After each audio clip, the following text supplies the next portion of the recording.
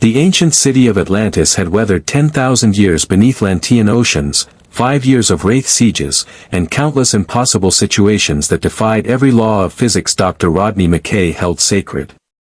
But nothing in the expedition's database prepared them for what materialized in high orbit at 0847 hours on what had been, until 30 seconds ago, an unremarkable Tuesday morning. The city's long-range sensors screamed warnings across every console in the control room. Dr. Rodek Zelenka's coffee cup hit the floor as gravitational waves rippled through Atlantis' shields, not from hyperspace, not from a Wraith dart squadron, but from something tearing reality itself apart like tissue paper. What the hell is that? Lieutenant Colonel John Shepard dropped into the command chair, ancient systems flooding his consciousness with data his brain struggled to interpret. The holographic display above the gate room shimmered, resolving into an image that made everyone stop breathing. A warship hung in Pegasus orbit. Not a hive ship's organic horror or a cruiser's elegant ancient lines, but 5.7 kilometers of angular human engineering that screamed aggressive capability from every weapon port and armored surface. It dwarfed everything in Atlantis' considerable vessel inventory. Mac cannons jutted from the bow like accusations. Missile pods clustered along the hull in numbers that made Atlantis' drone complement look modest. The name stenciled across the bow read UNSC Infinity in letters that could probably be seen from the surface. That's impossible, McKay breathed, fingers dancing across his tablet as he pulled sensor data that contradicted itself with every refresh.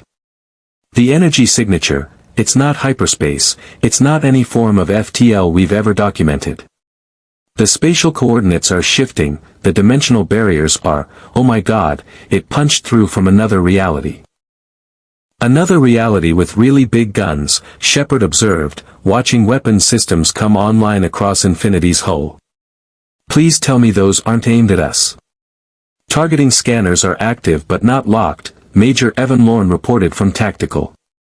They're conducting threat assessment sweeps. Professional military protocol. But Colonel, their power output, those reactors are generating energy on par with a ZPM, and that's just their baseline. Taylor Emagon moved to Shepard's side, her expression troubled in the way that meant her Wraith sense was prickling. I feel nothing from that vessel. No Wraith, no life signs I recognize. Yet it is clearly crude. Ronan Dex's hand rested on his particle magnum. If they're hostile, we need to know now. The city's communication array crackled, ancient technology interfacing with broadcast frequencies it had never encountered. A voice emerged, human, male, calm with the precision of someone accustomed to combat briefings in hostile space. Unidentified installation, this is UNSC Infinity, Captain Thomas Lasky commanding. Our navigational systems have experienced catastrophic failure. We are not hostile. Repeat, we are not hostile. Please respond on any available frequency. McKay's eyes widened as translation subroutines worked overtime. UNSC, United Nations Space Command. That's not any designation in the IOA database, the Asgard archives, or ancient records. And their language, it's English, but the linguistic patterns, the terminology, it's like they developed spaceflight completely independently of our entire technological evolution. Shepard straightened in the chair, years of first contact protocols warring with tactical caution. This was why the ancients had left him the city, why he'd survived countless impossible situations. Sometimes you had to trust your gut when sensors offered no answers. Open a channel, he ordered. Let's find out who they are before someone decides to shoot first and ask questions later. The communication line opened, and Shepard kept his voice level, projecting authority without aggression. UNSC Infinity, this is Lieutenant Colonel John Shepard, Atlantis Expedition, Pegasus Galaxy. You're approximately 3 million light-years from Earth in a reality where humanity is just learning to navigate the stars. I'm guessing that's not where you expect it to be. Silence stretched for 3 heartbeats. Then Captain Lasky's voice returned, carrying new tension. Colonel Shepard, confirm your last transmission. Did you say Pegasus Galaxy and 3 million light-years from Earth? Confirmed. And before you ask, yes, faster-than-light travel exists here. Yes, there's a gate network connecting thousands of worlds. And yes, you've arrived in a galaxy currently occupied by a species that feeds on human life force and considers us cattle. Shepard paused, watching Infinity's scan patterns shift to threat assessment mode. Welcome to Pegasus. We should probably talk face-to-face before the Wraith notice you. Another pause, longer this time.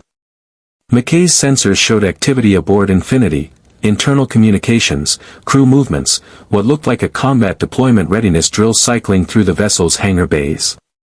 Colonel Shepard, Lasky said finally, I'm dispatching a diplomatic team via dropship. They'll be accompanied by security personnel. I'm sure you understand the precaution. Completely. We'll meet you in Jumper Bay 2. Fair warning, you're going to see technology that'll make your head spin, and we're going to have a lot of questions about how you built a warship that size without any ancient knowledge. Shepard killed the transmission and turned to his team. Rodney, get a science team ready. Taylor, Ronan, full tactical kit but keep weapons holstered unless things go bad. Lorne, get a marine fire team to the Jumper Bay but keep them out of sight. Let's not start an interstellar incident before lunch. You realize, McKay said, already moving toward the transport chamber, that we just made first contact with an alternate version of humanity that apparently survived to the 26th century without stargates, without ancient technology, without any of the advantages we had. They did it alone. And they built that. He gestured at the hologram where Infinity hung in orbit like a sleeping titan. Shepard checked his P-90, the familiar weight grounding him. Which means they've been fighting something nasty enough to need ships that big. Let's hope whatever they were running from didn't follow them through. The ancient transporter activated with its characteristic hum, whisking the team toward the Jumper Bay. Above them, in the cold vacuum of Pegasus orbit, a Pelican dropship separated from Infinity's ventral hangar, its thrusters burning hard for Atlantis's coordinates. Inside the dropship, Master Chief Petty Officer John 117 checked his motion tracker one final time. The Mjolnir-powered assault armor's shields hummed at full charge, the reassuring weight of his MA-5D assault rifle mag locked to his back. Beside him, Spartan Sarah Palmer adjusted her helmet's HUD, her voice crisp over the squad channel. Chief, these readings make no sense. That city down there is registering as older than human civilization, but it's running technology that's making our sensors look like cave paintings. Stay sharp, Chief replied, his voice a low rumble through helmet speakers. Unknown situation, unknown capabilities. We establish peaceful contact and get intelligence on what just happened to Infinity. Captain Lasky's voice crackled through the command channel. Chief, remember, these people claim to be human, claim to be from Earth, but they're using technology we've never documented. Find out what they know about getting us home. Understood, sir. The Pelican descended through Atlantis's shields, passing through energy barriers that shouldn't exist according to every physical law the UNSC had mapped, and settled onto an ancient landing platform that adjusted its gravitational fields to accommodate the dropship's mass. The rear hatch hissed open. Master Chief stepped out, boots hitting ancient metal that had witnessed the rise and fall of civilizations. His motion tracker painted 4 contacts ahead, weapons present but not aimed. The lead figure wore military fatigues that looked primitive by 26th century standards, but carried himself with the confidence of someone who'd seen real combat. Shepard stepped forward, hand extended in the universal gesture of peace. Colonel John Shepard. You must be the security personnel Captain Lasky mentioned. Master Chief's visor reflected Shepard's image as he accepted the handshake, servo motors in the armor carefully modulating grip strength to avoid crushing human bones. Master Chief Petty Officer John 117, UNSC Navy. We appreciate the welcome, Colonel. Behind his helmet, Shepard's eyebrows rose. The armor alone was worth a year of McKay's undivided attention. Active energy shields, powered servos, neural interface links that made ancient puddle jumpers look clunky. But it was the way this Master Chief moved, the economical precision of someone enhanced beyond standard human limits, that sent Shepard's tactical instincts into high alert. Well, Chief, Shepard said, gesturing toward the corridor that led deeper into Atlantis, you've had a hell of a morning. Let's get you oriented before things get weird. McKay appeared at Shepard's shoulder, eyes wide behind his glasses as he stared at Chief's armor. Before things get weird? Shepard, they arrived in a warship the size of Manhattan through an interdimensional rupture. They're wearing powered armor that's somehow generating a coherent energy shield without any visible Naquadah reactor, and their weapons are using chemical propellants in the 26th century, which suggests either stunning technological conservatism or extremely effective miniaturization of Rodney. Right. Shutting up. Temporarily. Chief's motion tracker showed the city extending in all directions, kilometer after kilometer of ancient architecture that his armor's database flagged as completely unknown. No Covenant parallels. No Forerunner markers. Yet somehow, impossibly, it felt familiar, the same elegant efficiency, the same design philosophy that valued function alongside beauty. Colonel Shepard, Chief said as they walked, I need to ask directly. What are the Wraith, and how immediate is the threat? Shepard's expression darkened. The Wraith are the reason this galaxy has about a tenth the human population it should. They're what happens when humans get genetically spliced with a parasitic life form called the Iratus bug. They feed on human life force, literally drain years from your body until you're a desiccated corpse. They've been culling humans in Pegasus for 10,000 years. Chief's armor recorded every word, tactical analysis subroutines already working. A species that fed on humans. A threat that had persisted for millennia. Parameters that matched the Covenant's genocidal campaign, but with biological rather than religious motivation. And they don't know Infinity's here yet?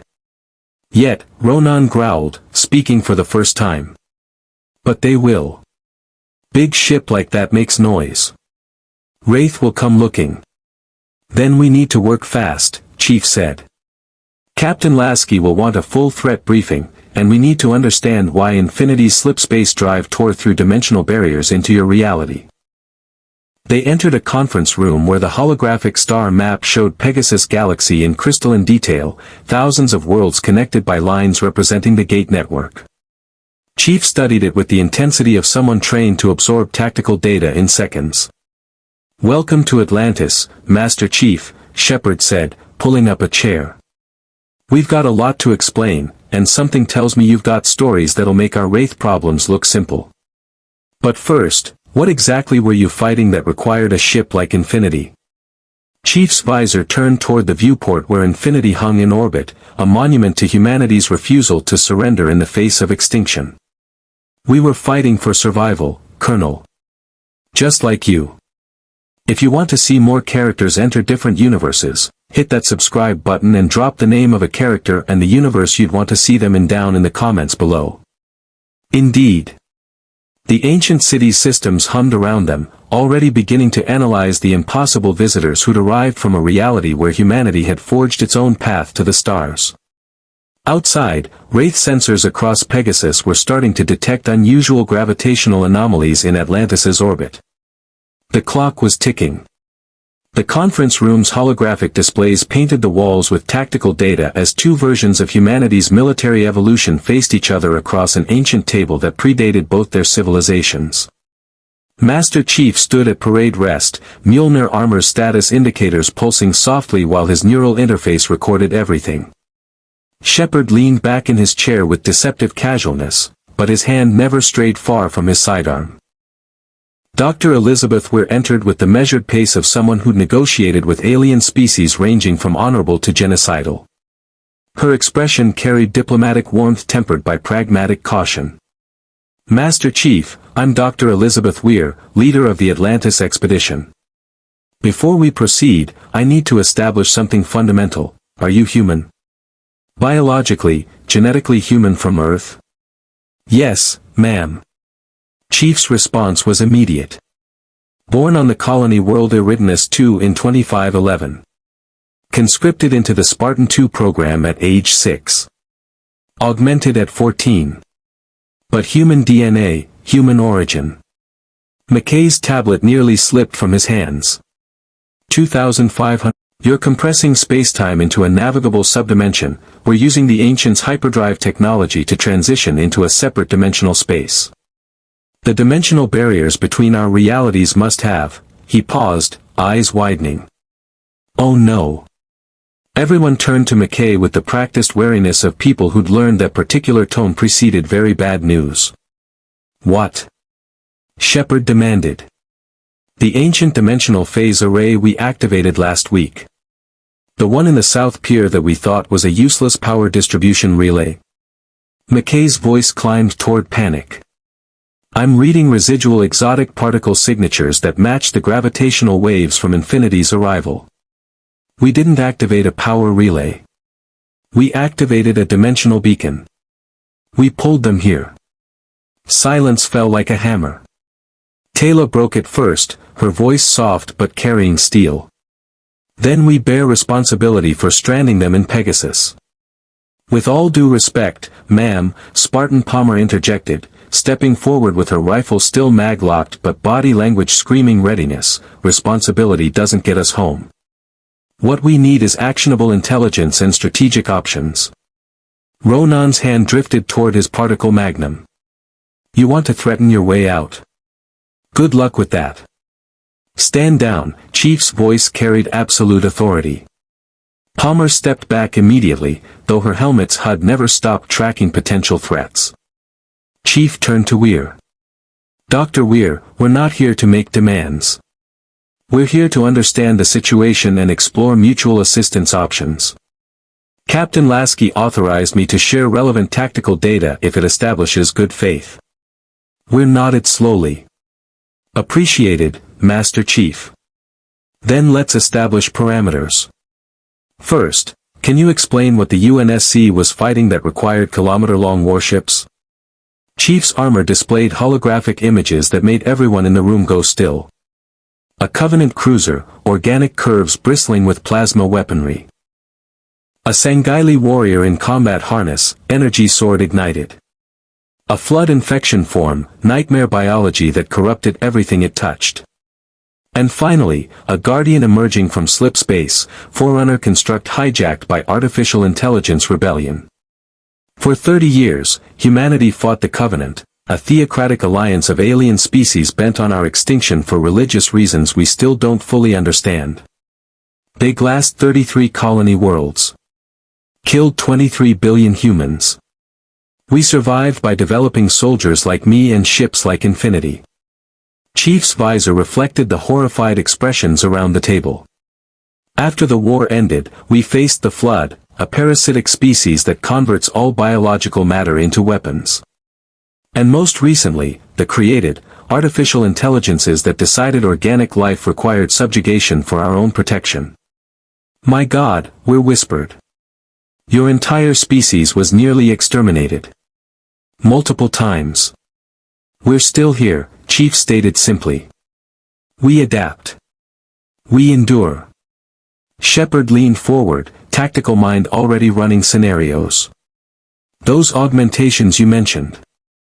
The armor. You're not standard infantry, are you? Spartan-II super soldiers. Enhanced strength, speed, reflexes, bone density. Neural interface allows direct armor control. Mjolnir-powered assault armor provides energy shields, threat detection, limited life support. 75 of us deployed originally. 33 survived to adulthood. Chief's tone remained factual, but something in the flatness suggested costs he didn't discuss. I'm one of the last. McKay's scientific curiosity warred with horror. You were 6 years old when they conscripted you. That's necessary, Chief interrupted. The Covenant would have killed everyone otherwise. The Spartan program saved billions. Taylor studied the towering Spartan with new understanding. You are a warrior born of desperation, forged in fire to protect those who could not protect themselves. We understand such burdens, Master Chief. Every member of this expedition carries similar weight. Which brings us to your threat situation, Palmer said, all business now. These Wraith. Combat capabilities. Fleet strength. Tactical doctrine. Ronan smiled grimly. Finally, someone asking the right questions. Shepard activated the holographic display, showing Wraith hive ships that made even Palmer's combat-hardened expression tighten. Hive ships range from 1 to 3 kilometers. Organic hulls that regenerate from damage. Dart fighters that can cull entire settlements in minutes, storing humans in digital buffer for feeding later. They travel in groups, coordinate telepathically, and they've been doing this for 10,000 years. They're very, very good at it. Conventional weapons? Chief asked. Energy-based. No kinetic penetrators we've observed. Dart weapons are plasma-like, hive ship main guns are particle beams. Our drones, Shepard gestured to the ancient weapons display, are the most effective counter we have. Naquada-enhanced missiles work. P-90 bullets work against individual Wraith if you hit the feeding organ or brain repeatedly. Chief's tactical analysis ran constantly. Organic ships meant adaptive regeneration but potentially vulnerable to sustained kinetic bombardment. No shields mentioned meant MAC rounds would punch through. Telepathic coordination suggested disrupting communication could create tactical advantages. But 10,000 years of successful predation meant they'd refined their methods against countless strategies. How many hives are we talking about? Palmer pressed. McKay's face went pale. At last count. Approximately 60 hive ships in this sector of Pegasus alone. Galaxy-wide estimates suggest hundreds, potentially thousands. Each hive carries thousands of Wraith warriors and hundreds of darts. The population is measured in millions. Millions, Palmer repeated slowly. And you've been fighting them with how many personnel? Atlantis Expedition started with initial military complement of 15 Marines, Shepard said. We've rotated in reinforcements, built alliances with human settlements, worked with the few advanced civilizations willing to help. But it's never enough. Every culling, we lose people. Every world that falls, we add to the guilt. Chief recognized the tone. Combat fatigue. Survivor's guilt. The weight of watching people die while you kept fighting. He'd carried it since Reach fell. Since Sam died. Since Cortana. Captain Lasky needs to hear this, Chief said. All of it. If we're stranded here, we need complete intelligence on hostile forces, allied assets, and strategic objectives. With your permission, Dr. Weir, I'd like to arrange a command-level briefing aboard Infinity. You can see our capabilities firsthand, and we can coordinate defensive postures.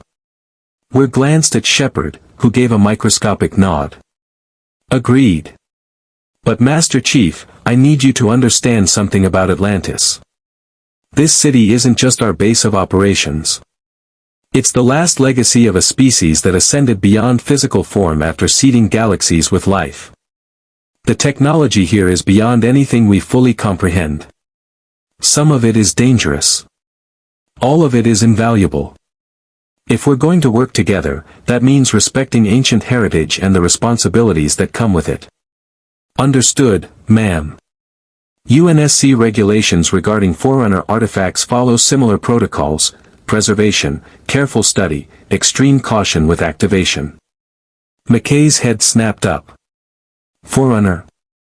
You have precursor artifacts in your reality too? An entire species that built galaxy-spanning installations millions of years before humanity evolved. They left behind weapons, constructs, and technology we're still trying to understand. Sound familiar? The implications settled over the room like a physical weight. Two realities. Two human civilizations. Both inheriting ancient legacies they struggled to comprehend. Both fighting impossible odds for survival. Okay, Shepard said slowly, that's either the universe's worst coincidence or something way above our pay grade. But right now, we've got immediate problems. Rodney, how long before Wraith sensors detect Infinity? Already happening, McKay reported grimly, pulling up long-range sensor data. 3 hive ships on the edge of this sector just altered course. Their heading suggests investigation, not immediate attack, but that'll change when they get close enough for detailed scans. We have maybe 18 hours before they arrive. Then we move fast, Chief stated. Captain Lasky, do you copy? The comm channel opened immediately. Go ahead, Chief. Sir, recommend Condition 2 defensive posture. Potential hostile contact in 18 hours. 3 capital ships, organic hulls, unknown capabilities. Request permission to transport Atlantis command staff to Infinity for strategic coordination. Permission granted. Pelican is standing by for immediate dust-off. Chief, what are we dealing with? Master Chief looked at the holographic Wraith hive ships, at the ancient city that had pulled them across realities, at the determined faces of people who'd been fighting a losing war for years. Sir, we're dealing with a species that makes the Covenant look merciful. And they're about to discover that humanity brought something new to their galaxy. Then let's make sure they remember it, Lasky replied. Infinity out. Shepard stood, checking his P-90 with practiced efficiency. Looks like you're getting that ship tour sooner than expected, McKay. Try not to break anything while asking invasive questions about their reactor design. I make no promises, McKay muttered, already calculating how UNSC technology might integrate with ancient systems. As they moved toward the transport chamber, Taylor caught Chief's attention. Master Chief, a question, in your long war, did you ever face a moment when you thought all was lost? Chief's visor turned toward her, reflecting the ancient city that had become these people's home and fortress. Many times. And yet you prevailed. How? By refusing to accept any other outcome. His voice carried the weight of countless battles, impossible odds, and the simple stubborn determination that defined Spartans. And by never fighting alone. Ronan clapped a massive hand on Chief's armored shoulder, servo motors compensating for the impact. You'll fit in fine here, Spartan. The Pelican's engines were already warming when they reached the jumper bay. Above them, Infinity's weapons tracking painted invisible lines across the stars, waiting for threats to emerge from Pegasus's depths. Somewhere in the dark between worlds, Wraith sensors detected unusual energy signatures and old hunger stirred. New prey had entered the feeding grounds. The siege was already beginning. The Pelican's troop bay hummed with controlled tension as it climbed through Atlantis's atmosphere toward the UNSC Infinity. Shepard sat across from Master Chief, watching the Spartan's helmet track micro-movements with inhuman precision. McKay had plastered himself against the viewport, muttering calculations about hull composition and structural integrity that nobody else could follow. Taylor maintained diplomatic composure while Ronan studied the Pelican's interior with the interest of a man cataloging potential weapons. First time off-world in something that isn't a puddle jumper? Chief asked Shepard. First time in something that doesn't have ancient technology doing the heavy lifting, Shepard replied, feeling the Pelican's engines work against gravity through pure mechanical thrust. Your people built this without Nequata reactors, without any crystalline power systems. Fusion reactors. Magnetic confinement, deuterium fuel cycle. The technology scaled up from 21st century principles. Chief's HUD showed atmospheric exit in 30 seconds. We learned to work with what we had. The Pelican broke atmosphere and Infinity filled the viewport. McKay actually gasped. Sweet mother of, Shepard, that ship is generating a magnetic field strong enough to deflect micrometeorite impacts across its entire hull surface. The power requirements alone would drain an Nequata generator in hours, but they're sustaining it indefinitely. And those are magnetic accelerator cannons, they're launching projectiles at fractions of light speed using electromagnetic rails. It's so beautifully primitive and so devastatingly effective that I'm having trouble processing the engineering philosophy. Primitive? Palmer's voice carried an edge. Primitive in the best possible way, McKay amended quickly. No exotic particles, no subspace manipulation, just pure physics applied with terrifying efficiency. It's like watching someone win a sword fight with a really, really well-made club. Shepard caught Chief's visor turning slightly, the Spartan equivalent of an amused glance. Dr. McKay, when we dock, try not to insult the ship's engineering crew within the first 5 minutes. I make no promises. The Pelican slid into Infinity's ventral hangar bay, magnetic clamps engaging with metallic precision. The rear hatch opened onto a flight deck that stretched farther than Atlantis's largest jumper bay. Longsword interceptors sat in launch cradles. Pelicans lined up in neat rows.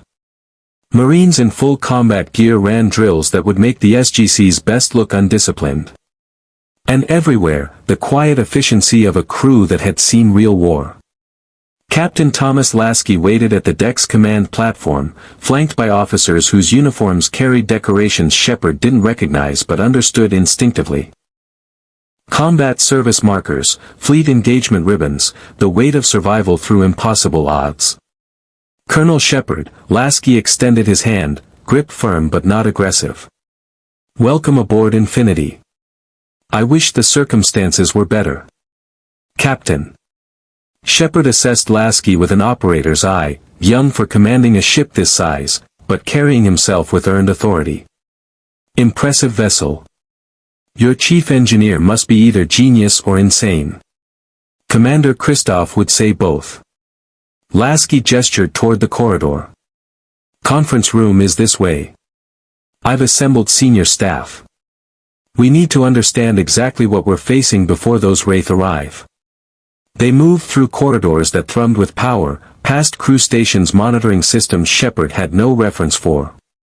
The scale was staggering. Infinity wasn't just a warship, it was a mobile military installation carrying enough personnel to populate a small city. The conference room's holoprojectors made even ancient technology look understated. A full three-dimensional tactical display materialized, showing Pegasus Galaxy in stunning detail with Infinity's position marked in UNSC blue. Commander Palmer stood at tactical, her armor removed to reveal a woman who looked like she could bench press a Wraith and enjoy it. Beside her, a man in engineering gold with tired eyes and grease-stained hands, Commander Kristoff, studied readouts that made McKay lean forward with predatory interest. Sit rep, Lasky ordered, taking position at the head of the table. Chief stood at attention. Sir, Atlantis Expedition confirmed our position as Pegasus Galaxy, approximately 3 million light-years from Earth. Local human population descended from ancient seeding approximately 10,000 years ago. Current dominant species are the Wraith, parasitic humanoid lifeforms that feed on human life force. Estimated hostile fleet strength in the hundreds to thousands of capital ships. 3 hive ships inbound to our position, ETA 17 hours. Atlantis Expedition has offered alliance and intelligence sharing. Lasky's expression didn't change, but his knuckles whitened slightly on the table edge. Thousands of capital ships. Commander Kristoff, status on slipspace drive repairs. Kristoff's laugh was bitter. Captain, the Shaw Fujikawa drive didn't just malfunction, it shattered fundamental principles of physics we've relied on since the 2290s. The dimensional coordinates inverted, the slipspace rupture should have torn us apart at the molecular level, but something cushioned the transition. Something external. He pulled up data that made McKay inhale sharply. The residual particle signatures match exotic matter I've never seen before. Ancient technology, according to Dr. McKay here, though he's been admirably restrained in not asking 17,000 questions. 18,000, McKay corrected. But I'm waiting for the appropriate moment. Commander, that exotic matter, we call it Naquata. Superconductive mineral, massive energy storage potential. The ancients built their entire technological civilization around it. If your drive interacted with our dimensional beacon, the Naquata particles might have created a harmonic resonance that bridged quantum realities through induced spatial inversion, Kristoff finished. Yes, I've been running the same calculations. Which means to repair the drive and get home, we need to recreate those exact conditions. In a galaxy we don't understand, using technology we've never studied, while under attack from hostile forces that outnumber us by orders of magnitude. Silence settled. Then Ronan spoke, voice carrying the certainty of someone who'd survived impossible odds through stubbornness alone. "So you're stuck here. Welcome to Pegasus." Lasky met Ronan's gaze levelly. "We don't accept stuck, Mr. Dex. We accept temporary complications requiring innovative solutions." "I like him," Ronan told Shepard. Palmer brought up tactical displays showing Wraith hive ships. "Colonel Shepard, walk me through their combat capabilities. Weapons, shields, maneuverability. Everything." Shepard stepped to the display, military professionalism taking over. Hive ships are organic, which means they regenerate battle damage given time. Main weapons are particle beam cannons, high energy output, moderate range. Dart fighters carry culling beams that dematerialize targets and store them in a digital buffer for later feeding. They coordinate telepathically, which makes jamming ineffective. No energy shields we've detected, but the hull density is impressive. "No shields." Palmer's smile was predatory. "Mac rounds will punch through organic matter like tissue paper." "Maybe," Shepard cautioned. "But they've adapted to every weapon system thrown at them for 10,000 years. Don't assume they're easy prey." Taylor moved to the tactical display, her fingers tracing the hive ship configurations with intimate knowledge. "The Wraith are ancient, cunning, and patient. They view humans as food, nothing more. They will study you first, assess your capabilities, then attack when they believe victory is certain. Do not mistake their initial caution for weakness." "How do they track targets?" Chief asked, tactical mind already running scenarios. "Life signs detection, energy signature analysis, subspace sensors," McKay answered. "The darts are particularly nasty. They can track individual humans across a planetary surface using bioelectric field detection. We've learned to mask our signatures with ancient shielding technology, but Infinity's reactor output is probably broadcasting your position across half the galaxy." Christoph pulled up Infinity's power signature. "Fusion reactors running at 30% capacity are outputting more raw energy than your ancient city's baseline consumption. We're a beacon." "Then we use that," Chief stated. "We know they're coming. We choose the engagement zone. We set the terms."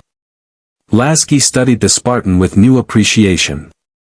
"You're suggesting we bait them in."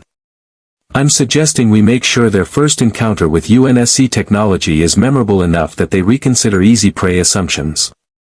Shepard grinned. "I'm starting to really like you Spartans. But there's something you need to understand about the Wraith. They don't just want to kill you. They want to feed on you. Specifically, they want to drain your life force until you're ancient and desiccated. It's personal, it's horrifying, and it's how they've traumatized this galaxy for millennia." "Can they feed through armor?" Palmer asked. "Unknown," Taylor admitted. "We have never encountered soldiers with technology like yours. But the Wraith feeding mechanism is biological, not technological. If they can make physical contact." Chief's HUD ran simulations. Mjolnir shields could potentially disrupt biological energy transfer, but he'd need field data to confirm. The alternative was discovering the hard way that Spartans were as vulnerable as anyone else to having decades drained in seconds.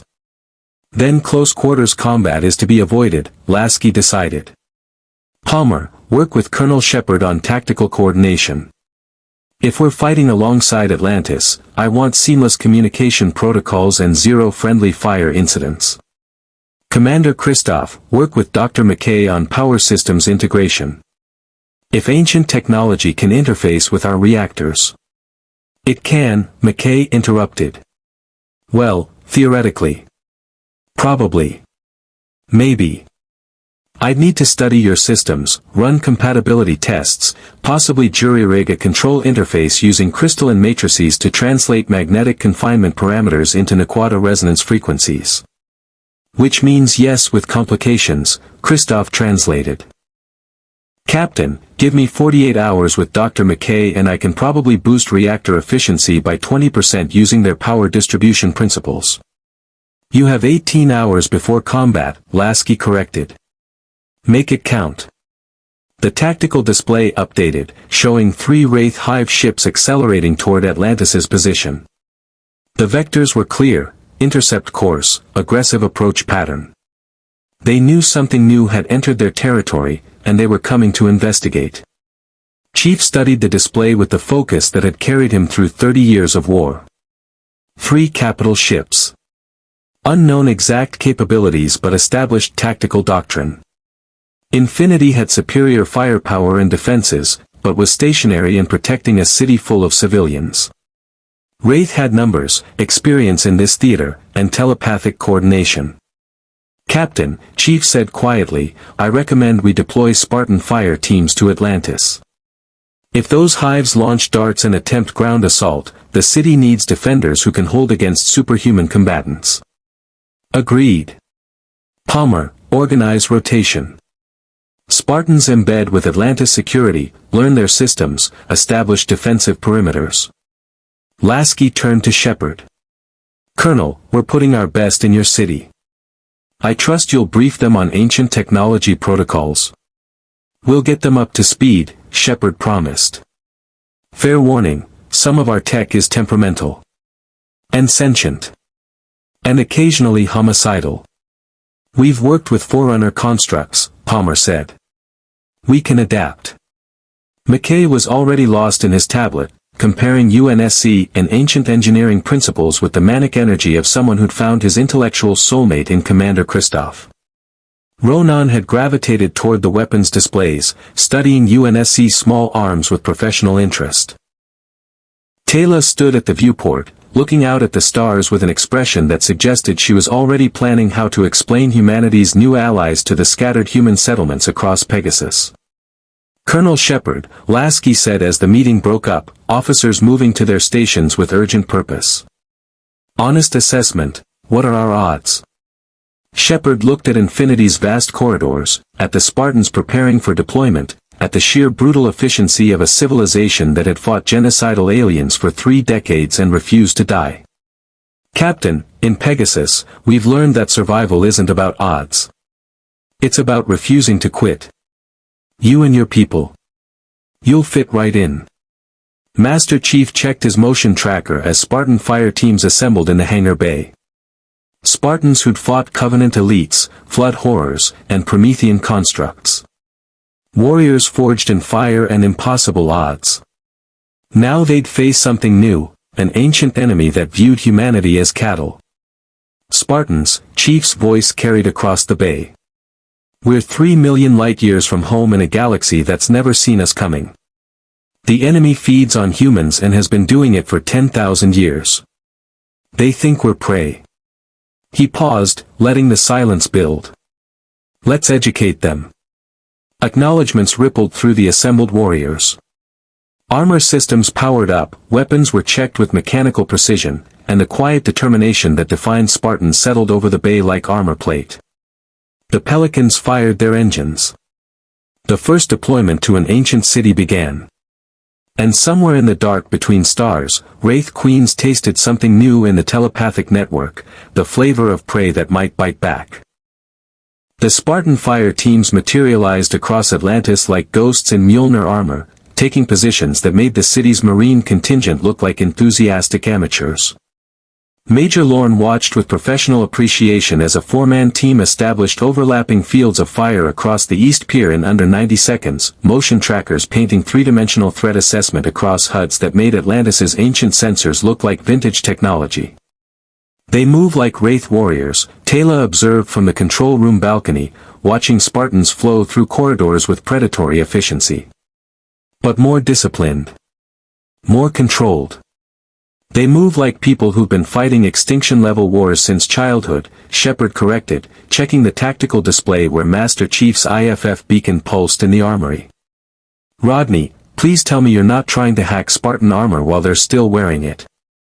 In the ancient laboratory 3 levels down, McKay didn't look up from the Mjolnir helmet Commander Christoph had provided for study. I'm not hacking, I'm analyzing. There's a difference. And Shepard, this is beautiful, the neural interface uses quantum entanglement for zero-latency response time. The shield generator is creating a coherent energy barrier without any Naquadah enhancement.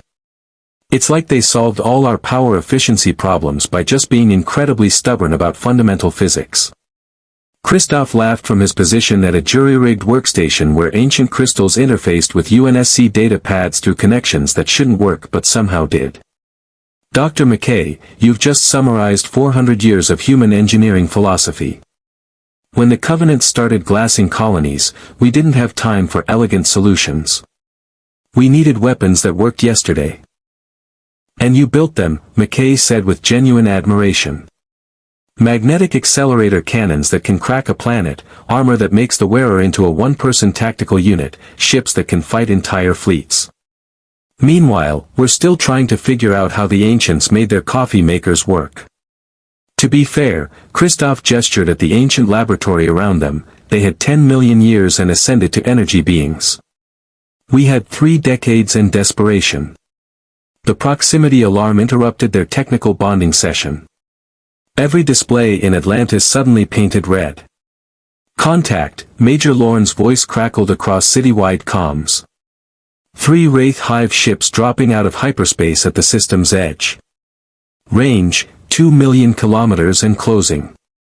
Dart launch detected, initial count shows 60+ fighters inbound. Shepard was already moving, P-90 in hand as he sprinted for the control room. Battle stations. All personnel to defensive positions. Somebody get me a comm line to Infinity. Master Chief's voice cut through the chaos with mechanical comm. Spartans, defensive protocol Delta. Rooftop positions, prepare for dart intercept. Marine contingent, fall back to secondary hardpoints. Ancient drone defense system, do we have control? Drones are online, a technician reported, fingers dancing across ancient interfaces. Chair is occupied and responding. In the control chair, Lieutenant Morrison, one of the few Atlantis personnel with the ancient gene strong enough for weapons control, felt the city's vast arsenal wake beneath his consciousness. Hundreds of drones waiting in their bays, each one a precisely guided missile capable of tracking multiple targets through impossible maneuvers. The holographic display showed the tactical situation in crystalline clarity. 3 Wraith hives advancing in formation, dart swarms deploying in coordinated attack patterns. Classic Wraith doctrine. Probe defenses with expendable fighters, assess response capability, then commit capital ships once vulnerabilities were identified. Infinity, this is Atlantis Actual, Shepard transmitted. We have incoming hostiles. 60 darts minimum, 3 hives holding at 2 million clicks. Recommend you engage at maximum effective range. Captain Lasky's voice was pure military precision. Copy that, Atlantis. Infinity is weapons hot. Mac capacitors charged. Archer missile pods armed. We see them. A pause. Colonel, are those ships seriously made of organic tissue? Confirmed. They regenerate damage, so sustained fire works better than single devastating strikes. Understood. Infinity engaging. On Infinity's bridge, tactical displays showed targeting solutions locked on all 3 hive ships. Commander Palmer stood at weapons control, fingers hovering over firing commands that would unleash violence the Wraith had never experienced. Captain, Mac guns ready. We have clean firing solutions on all 3 targets. Lasky studied the formation with the tactical acumen that had kept Infinity alive through the created crisis. The hives were holding position, letting the dart scout ahead. Textbook cautious doctrine. They'd underestimated humanity before, specifically this version of humanity. Fire, Lasky ordered. All forward batteries. The magnetic accelerator cannon spoke. 3 tungsten carbide slugs, each massing 3,000 tons, accelerated to 4% of light speed down electromagnetic rails that ran half of Infinity's length. The kinetic energy release when they hit would make nuclear weapons look subtle. The Wraith hive commanders had perhaps 2 seconds of warning before physics arrived with prejudice. The first Mach round punched through the lead hive ship's forward section like it was tissue paper, the hypervelocity impact creating a cavitation wave that liquefied organic matter for 200 meters in every direction. The hive ship's biological system screamed, trying to compensate for catastrophic structural failure as atmosphere explosively decompressed through a hole you could fly a dart through. The second and third rounds hit the flanking hives with identical devastating precision.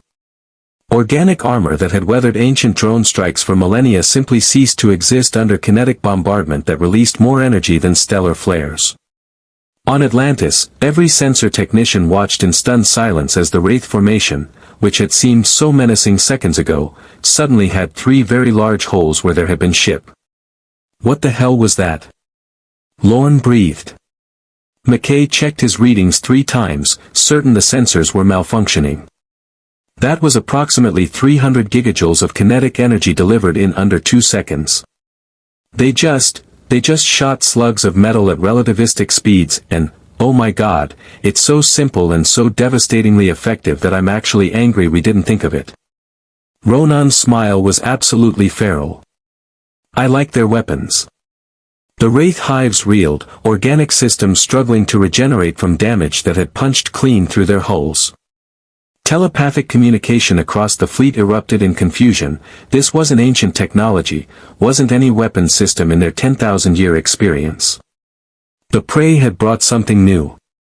Hive ships are regenerating, Palmer reported. Organic repair mechanisms engaging.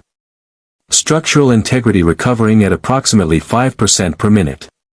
Then we don't give them time, Lasky decided. Archer pods, ripple fire.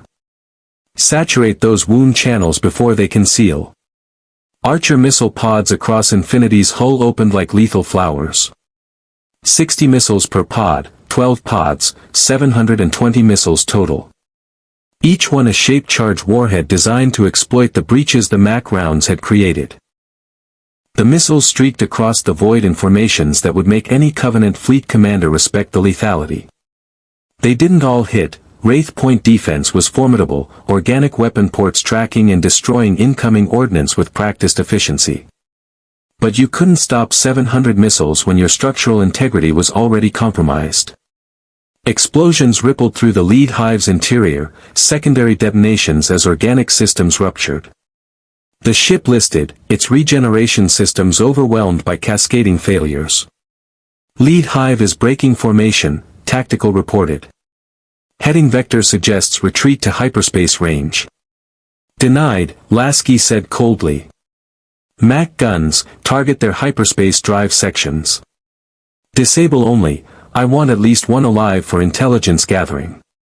The dorsal Mach batteries fired, precisely targeted rounds that destroyed the organic hyperspace organs the Wraith used for FTL travel. The lead hive shuddered, trapped in normal space with no escape route. On Atlantis, the dart swarms had accelerated to attack speed, 60 fighters screaming toward the city at velocities that pushed even their organic systems. But they were flying into a combined defense network that had never existed before in Pegasus. Ancient drones launching, Morrison announced, his consciousness merged with the city's weapons. 20 drones spiraled from their bays, each one locking onto individual darts with targeting precision that made modern missiles look clumsy. The drones moved like liquid silver, impossible turns at impossible speeds. Dart pilots tried evasive maneuvers that had defeated human defenses for millennia, meant nothing to weapons designed by a species that had mastered inertial manipulation. Drones found darts. Darts became expanding clouds of organic debris. Spartan teams, targets inbound, Master Chief transmitted from his rooftop position. His motion tracker painted incoming darts that had broken through the drone screen, diving toward the city at attack speed. Engage at will. Mjolnir-clad Spartans opened fire with M395 DMRs, 14.5mm rounds that could punch through Wraith armor like it was cardboard. Darts that had survived ancient drones flew into a hurricane of precisely aimed kinetic fire from soldiers whose enhanced reflexes and neural interfaces made them nearly impossible to evade. A dart exploded 50 meters above the East Pier. Another spiraled into the ocean, pilot dead before impact. A third attempted to deploy its culling beam. Master Chief put 3 rounds through its ventral weapons port and watched it fragment. "They're breaking off," Palmer observed from Infinity's tactical station. Dart squadrons retreating to the hives. Hive ships attempting to withdraw to hyperspace range. 2 of them can still jump, Lasky noted, watching the wounded lead hive drift while its companions accelerated away. "Let them go. Let them report what they found here." Shepard understood immediately. "You want them to spread the word that humanity has new teeth." "Exactly.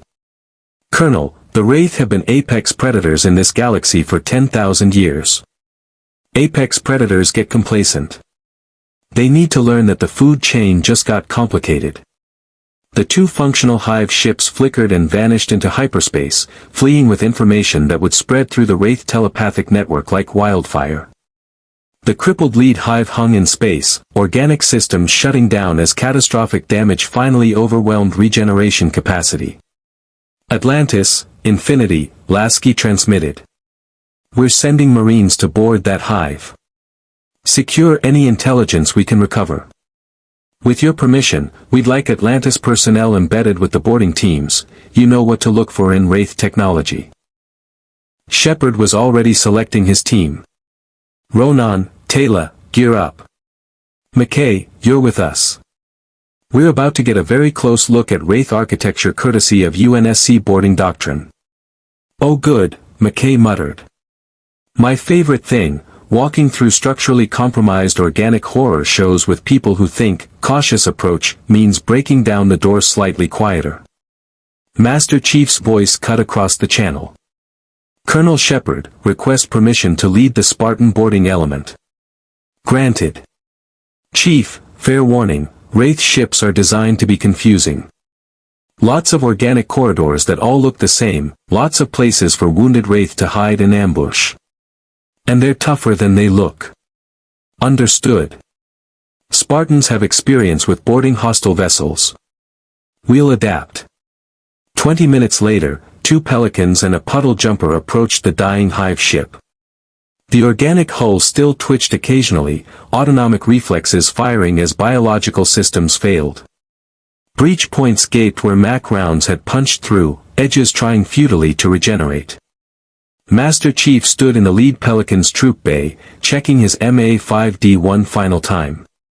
Around him, Spartan fire teams performed identical weapons checks with mechanical precision. Across from him, Shepard sat with his P-90, looking far too relaxed for someone about to board a ship full of potentially hostile aliens. "First time boarding a living ship?" Shepard asked. "First time boarding a living ship that's actively dying," Chief corrected. "Covenant cruisers were bad enough. At least those didn't bleed." "Oh, Wraith ships definitely bleed," Ronan said with satisfaction. "Just wait." The Pelican slid through the breach into internal corridors that pulsed with bioluminescent light. Organic matter coated every surface, some of it still twitching. The smell that hit them when the hatches opened was indescribable, alien biology in catastrophic failure. "Motion tracker contact," Chief reported. "Multiple bogies, corridor ahead, 40 meters. Wraith warriors," Taylor confirmed. "Wounded but still dangerous." The boarding teams advanced through corridors that seemed designed by Nightmare, Mjolnir armor sensors cutting through darkness while P-90s swept for targets. The Wraith attacked from alcoves and side passages, organic armor soaking damage until Spartan marksmen put rounds through feeding organs or cranial structures. They found the ship's intelligence core 3 levels deep, an organic chamber where neural pathways converged in patterns that made McKay simultaneously fascinated and nauseated. "This is their data storage," McKay explained, scanning the pulsing organic matter with his ancient scanner. "It's biological memory encoded in synaptic structures. If we can extract samples before complete necrosis, we might get fleet positions, hive locations, tactical data." "Do it fast," Chief interrupted. "We have more contacts approaching. Lots more." The surviving Wraith crew were making their last stand, wounded warriors converging on the intelligence core to prevent its capture. The corridor ahead filled with pale figures, hands glowing with the organic energy they used for feeding attacks. Spartans, form up, Chief ordered. Overlapping fields of fire. Nothing gets past this position. The Wraith charged. They died. UNSC training met 10,000 years of Wraith combat experience, and UNSC training won through superior firepower, better armor, and warriors who'd fought things significantly more terrifying than vampire aliens. Master Chief put down 3 Wraith with controlled burst fire, his enhanced reflexes tracking targets through the chaos while his shields absorbed feeding attempts that would have killed normal humans. Beside him, Ronan fought with the savage joy of someone finally facing enemies on even terms, particle magnum blowing Wraith apart with each precisely aimed shot. Shepard worked his P-90 with professional efficiency, years of gate team experience translating seamlessly to ship boarding operations. 10 minutes later, the corridor was secure. McKay had his samples. The boarding team withdrew as the hive's biological systems began final shutdown sequence. Back on Infinity, Captain Lasky watched the derelict hive begin its slow tumble toward the system's star. Status report. 0 friendly casualties, Palmer reported with satisfaction. Wraith casualties estimated at 200 plus. Intelligence samples secured. Dr. McKay is already analyzing biological memory structures. She paused. Captain, the Spartans want to know if we're keeping the organic ship samples or if that violates some kind of ancient preservation protocol. Lasky glanced at Shepard, who just returned to Infinity's bridge. Colonel. The Wraith have been keeping organic ships as war crimes for 10,000 years, Shepard said flatly. Study whatever you want. Blow the rest into atoms. Nobody will complain. Master Chief stood at the tactical display, armor still showing scorch marks from Wraith feeding attempts. His shields had held, Mjolnir technology had successfully defended against the galaxy's most terrifying biological weapon. That data alone was invaluable. Captain, Chief said quietly, the Wraith are dangerous, but they're predictable. They rely on intimidation, biological superiority, and numerical advantage. All factors we can counter with UNSC doctrine and Atlantis technology integration. You're suggesting coordinated operations, Lasky said. I'm suggesting we stop fighting separate wars and start fighting one war together. Chief turned to Shepard. Colonel, your people know this galaxy. We have the firepower to change the tactical balance. Combined, we might actually win this. Shepard looked at the Spartan, at the warship that had arrived from another reality, at the opportunity neither of them had expected. Chief, I think this is the beginning of a beautiful friendship. Indeed. The war room aboard Infinity had transformed into something unprecedented, a fusion of UNSC tactical doctrine and ancient strategic planning where holographic displays showed Pegasus Galaxy painted in threat assessments that made even Lasky's experienced staff look grim. Dr. McKay stood beside Commander Kristoff at a combined workstation, both men arguing about power distribution principles while simultaneously solving problems neither could have managed alone. The biological memory samples are yielding data, McKay announced, pulling up Wraith neural patterns that translated into galactic coordinates. Hive fleet positions, feeding ground schedules, territorial boundaries between different Wraith factions, it's like we just hacked their entire strategic database. Shepard leaned over the display, recognizing coordinates with sinking familiarity. That's the Hoffen settlement. And that cluster there, those are planets we've been trying to protect for 3 years. The Wraith have had them marked for culling this entire time. They track human populations like livestock, Taylor said, her voice tight with controlled fury. Breeding schedules, optimal culling intervals, population density targets. We always knew they saw us as food. Seeing it quantified like this. Master Chief studied the data with Spartan detachment, but something in the rigid set of his armored shoulder suggested anger held in check. They're farmers. Efficient, methodical, and they've had 10,000 years to perfect their methods. Colonel Shepard, how many human worlds in Pegasus? Hundreds in this sector alone. Galaxy-wide? Thousands, maybe tens of thousands. Most at pre-industrial tech levels because the Wraith cull any civilization that gets too advanced. Forced regression, Palmer said flatly. Keep the prey weak, scattered, and terrified. Covenant did something similar with species they considered useful but inferior. Ronan's hand clenched on his particle magnum. I've been running from Wraith for 7 years. Watched them cull my homeworld, turn my people into their experiment subjects. Every day, wondering if this would be the day they found me again. He looked at the Spartans with new understanding. You fought for 30 years. How did you keep going? By remembering what we were fighting for, Chief replied. And by making the enemy pay for every inch. Mr. Dex, you've been fighting smart, stay mobile, avoid direct confrontation, survive to fight another day. That works when you're alone. But you're not alone anymore. Lasky brought up a strategic overlay showing Infinity's current position, Atlantis' location, and the scattered human settlements within their operational radius. Gentlemen, lady, we need to establish operational parameters. Infinity is combat capable but stranded without slipspace repairs.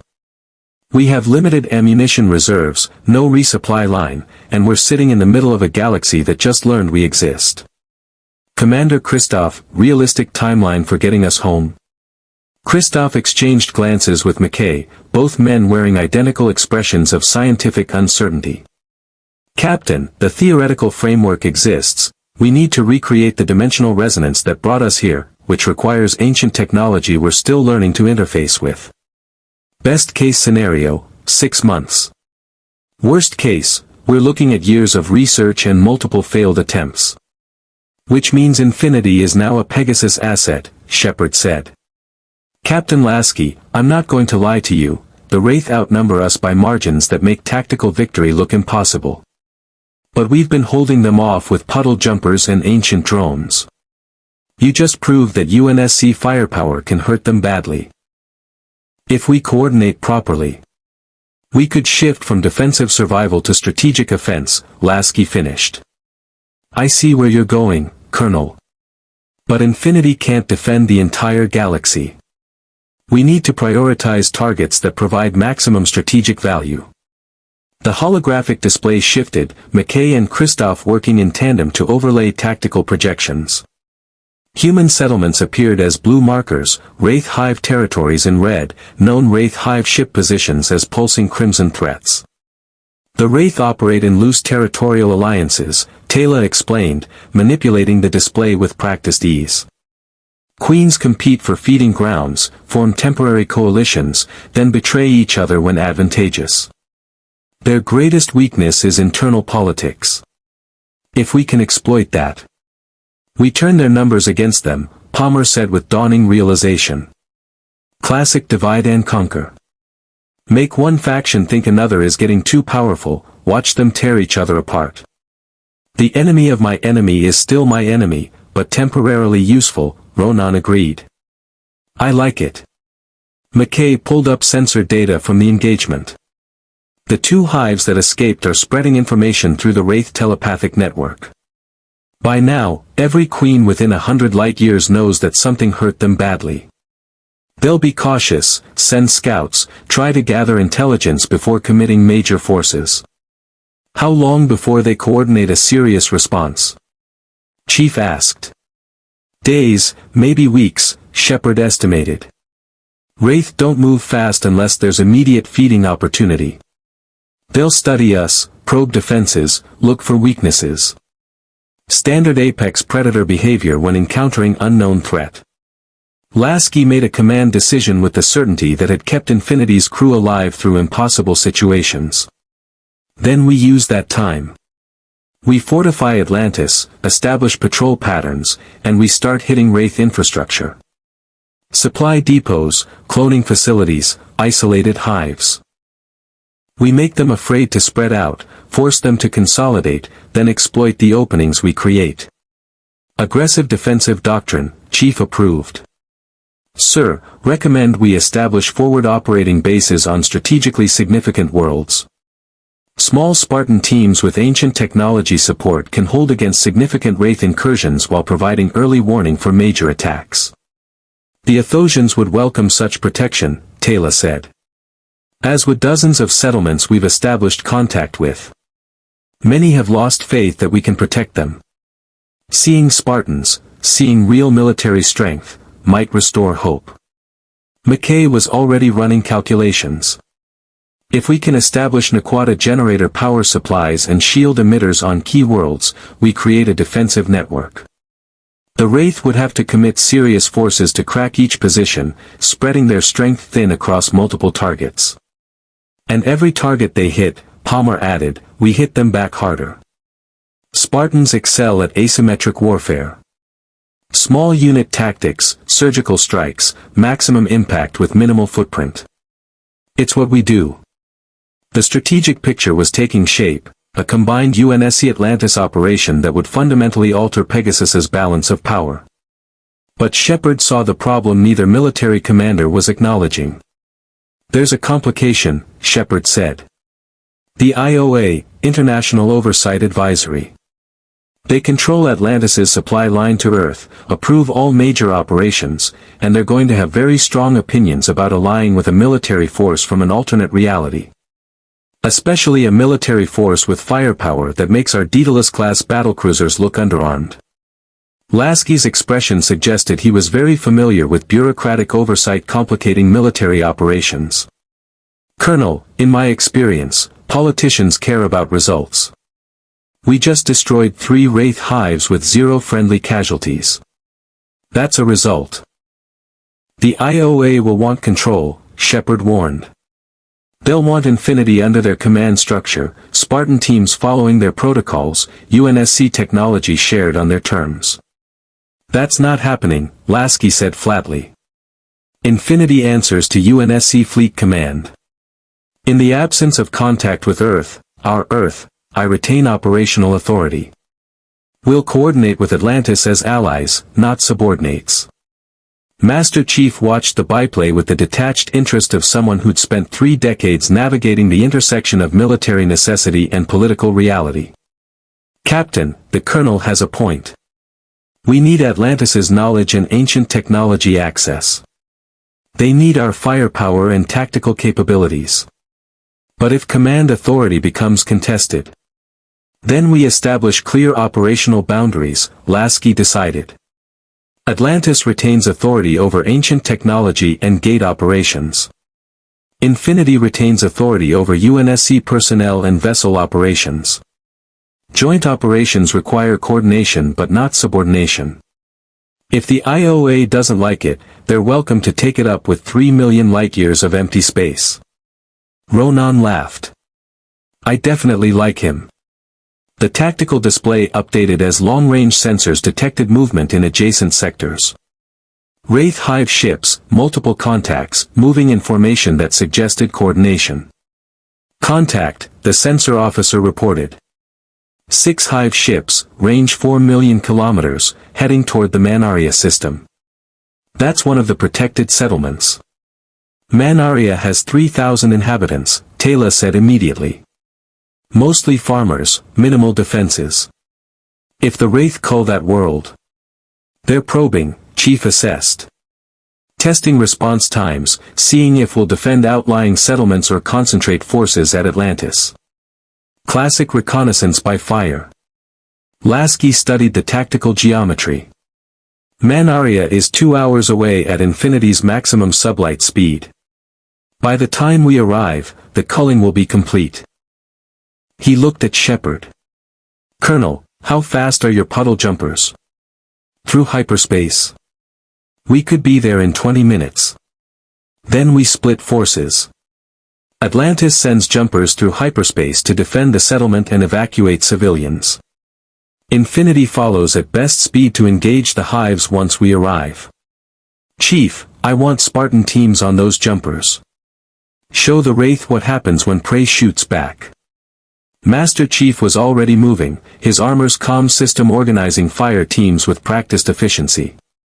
Spartans, combat deployment. Gear up for hostile environment operations, expect heavy resistance. We're teaching the Wraith a new lesson: humanity doesn't cull easily. 20 minutes later, 3 puddle jumpers dropped out of hyperspace above Manaria. The agricultural world stretched below, peaceful fields and small settlements that had no idea death approached from the stars. But death had competition now. 6 Wraith hives hung in high orbit, dart swarms deploying for culling runs. The planet's population was already running, scrambling for whatever shelter they could find, knowing from bitter experience that culling beams didn't discriminate and Wraith feeding couldn't be reasoned with. The lead jumper, piloted by Shepard with Master Chief in the co-pilot seat, activated its cloak and dove toward the planet's surface. Behind them, 2 more jumpers followed, each carrying Spartan fire teams and Atlantis personnel who knew the settlement layout. Darts inbound, Shepard reported, watching the organic fighters descend like birds of prey. We've got maybe 5 minutes before they start beaming up civilians. Chief, your people ready? Master Chief checked his motion tracker, seeing Spartan IFF beacons arranged in the jumper's rear compartment. We're ready. Colonel, drop us on the settlement perimeter. We'll establish fire positions and engage darts on approach vectors. You're going to fight darts on foot? They're air superiority fighters. We're Spartans. Air superiority is negotiable. The jumper landed hard, rear hatch dropping as Mjolnir-clad warriors poured out with the precision of orbital drop shock troopers hitting contested landing zones. They spread across the settlement's edge, taking positions that provided clear sight lines to the sky while remaining concealed from aerial observation. Master Chief knelt behind a low stone wall, MA-5D braced, motion tracker painting incoming darts as hostile red diamonds. Beside him, Spartan-IV Sarah Palmer settled into firing position with her M395 DMR, enhanced reflexes calculating windage and target vectors before the darts even entered effective range. Contacts inbound, Palmer reported. 12 darts, staggered formation, approach from north-northeast. Hold fire, Chief ordered. Let them commit to attack runs. Target their ventral weapon ports, that's where the culling beams generate. The darts dove, organic fighters streaking toward the settlement with predatory confidence. They'd done this thousands of times, culled millions of humans who had no defense except prayer and hiding. They expected screaming, running, terror. They got UNSC marksmanship. 12 Spartans opened fire simultaneously, 14.5mm rounds reaching up to kiss darts that suddenly discovered they weren't invulnerable. Ventral weapon ports shattered. Organic armor splintered. Pilots died before they understood what was shooting at them. A dart exploded, organic systems ruptured by sustained fire from 3 different angles. Another spiraled out of control, pilot killed by a single precision shot from Palmer's DMR that found the cockpit through impossible geometry. A third attempted emergency evasive maneuvers. Chief tracked it through his Mjolnir's targeting system and put a burst directly through its propulsion organ. Splash 3, Palmer reported with satisfaction. Remaining darts breaking off. But the Wraith weren't stupid. The surviving darts climbed hard, regrouping out of effective small arms range. In orbit, the hive commanders watched with growing concern. The humans below weren't running. They were fighting. And they were winning. Hives are launching additional darts, Shepard transmitted from the cloaked jumper. Looks like 60+ inbound. Chief, you've got their attention. Good, Chief replied, watching his motion tracker fill with hostile contacts. Spartans, prepare for mass engagement. Conservative ammunition expenditure, prioritize targets attempting culling beam deployment. Let them learn slowly. The dart swarms descended like locusts, organic fighters saturating the air with numbers that should have overwhelmed any defensive position.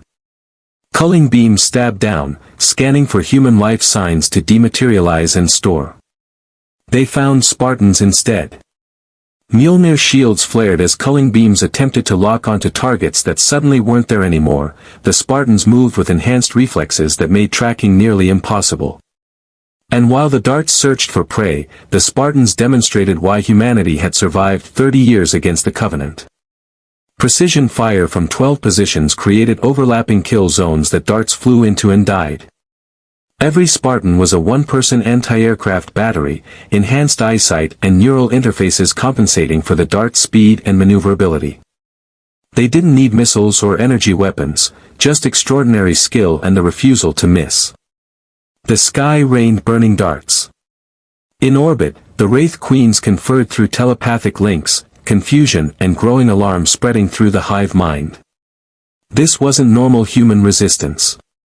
This was something new, something dangerous. The prey had evolved. Hives are withdrawing, McKay reported from his sensor station aboard the distant Infinity. All 6 breaking orbit, heading for hyperspace range. They're running. Confirmation, Shepard added.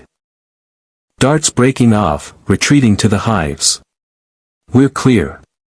Master Chief stood among the brass casings and destroyed darts, watching the Wraith flee for the first time in Pegasus's recorded history. Around him, Spartans performed ammunition checks and system diagnostics with mechanical efficiency. Palmer approached, helmet retracting to reveal a satisfied smile. Chief, we just defended a settlement against Wraith culling with small arms fire and attitude. The look on those dart pilots' faces when their shields didn't work and bullets did, that was poetry. It was a warning, Chief corrected. The Wraith just learned that humans can hurt them. Now they'll come back stronger, smarter, more coordinated. Good, Palmer said. I was worried this would be boring. The settlement's population emerged from hiding, staring at the Mjolnir-clad giants who descended from the sky and fought demons from ancient nightmares. An elder approached Chief cautiously, hope and disbelief warring in weathered features. The ancestors sent you, the elder said. After 10,000 years, they finally answered our prayers. Chief looked at the settlement, at the people who'd lived in terror for generations, at the darts burning in the fields. He thought about colonies glassed by the Covenant, civilians who'd prayed for Spartans to arrive in time, prayers that went unanswered because there were never enough Spartans and always too many planets to defend. We're not from the ancestors, Chief said quietly. We're just soldiers. But we're here now, and the Wraith won't find you easy prey anymore. The elder smiled through tears. Then the Wraith should be very afraid. Above Manaria, Infinity's massive bulk finally arrived in system, weapons hot and ready for engagement that was no longer necessary. On the bridge, Lasky watched the tactical display showing destroyed darts and retreating hives. Captain, Palmer transmitted, Manaria is secure. 0 civilian casualties. Wraith withdrew without engaging ground forces. Recommend we establish permanent defensive position here.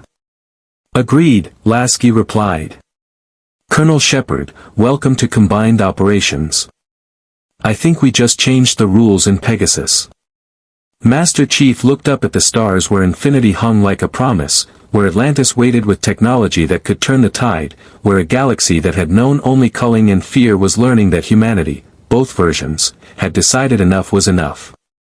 The Wraith had ruled Pegasus for 10 millennia. That reign was ending. The operations center aboard Infinity had evolved into something resembling controlled chaos, UNSC officers coordinating with Atlantis personnel while holographic displays showed real-time intelligence from a dozen worlds simultaneously. Dr. McKay had effectively moved into Commander Kristoff's engineering bay, the 2 men existing in a state of perpetual technical argument that somehow produced breakthrough after breakthrough in ancient UNSC technology integration. The Naquata generator is interfacing with your fusion reactor, McKay explained, gesturing at jury-rigged connections that violated every engineering safety protocol from both civilizations. We're using ancient power distribution crystals to smooth the energy transfer, which means Infinity's reactor efficiency just increased by 32%. You're welcome. And our shield harmonics are now compatible with ancient drone guidance systems, Kristoff added, pulling up tactical projections. Which means Atlantis can provide fire support to Infinity without friendly fire risks. We've essentially created a hybrid defense network. Captain Lasky studied the engineering reports with the appreciation of someone who understood that wars were won through logistics and innovation as much as firepower. Commander, How long until we can extend this integration to the forward operating bases? Give me portable Naquadah generators and a team of technicians who don't electrocute themselves, and I can have basic shield emitters operational within 48 hours per site. Christoph hesitated. Captain, there's something else. The ancient technology, it's responding to Spartan neural interfaces in ways we didn't anticipate. Master Chief stood at the tactical station, his Mjolnir armor interfacing directly with ancient systems through connections that shouldn't be possible. The control interface glowed beneath his gauntlet hand, responding to neural commands with the same fluidity it showed for gene-positive Atlantis personnel. The ancient gene requirement, McKay said, excitement bleeding into his voice despite his attempt at scientific detachment. It's not strictly genetic, it's neurological. The ancients built their technology to respond to specific brainwave patterns and bioelectric signatures. Spartan augmentations, particularly the neural interface implants, they're creating similar enough patterns that ancient tech is registering them as compatible. Which means Spartans can operate ancient technology, Shepard realized, understanding the implications immediately. Puddle jumpers, weapon systems, shield generators, things that normally require the ATA gene. Not all ancient technology, McKay cautioned. The really advanced stuff still requires the full genetic markers. But basic systems? Yes, Spartans can interface. It's like the ancients and the UNSC Spartan program independently arrived at similar solutions for human enhancement. Chief considered this with the tactical focus that defines Spartans. If we can operate ancient weapons, that significantly expands our defensive capabilities. Colonel Shepard, how many spare puddle jumpers does Atlantis have? 6 currently mothballed for lack of gene-positive pilots, Shepard replied. You're suggesting we assign them to Spartan teams? Give me portable Naquadah generators and a team of technicians who don't electrocute themselves, and I can have basic shield emitters operational within 48 hours per site. Christoph hesitated. Captain, there's something else. The ancient technology, it's responding to Spartan neural interfaces in ways we didn't anticipate. Master Chief stood at the tactical station, his Mjolnir armor interfacing directly with ancient systems through connections that shouldn't be possible. The control interface glowed beneath his gauntlet hand, responding to neural commands with the same fluidity it showed for gene-positive Atlantis personnel. The ancient gene requirement, McKay said, excitement bleeding into his voice despite his attempt at scientific detachment. It's not strictly genetic, it's neurological. The ancients built their technology to respond to specific brainwave patterns and bioelectric signatures. Spartan augmentations, particularly the neural interface implants, they're creating similar enough patterns that ancient tech is registering them as compatible.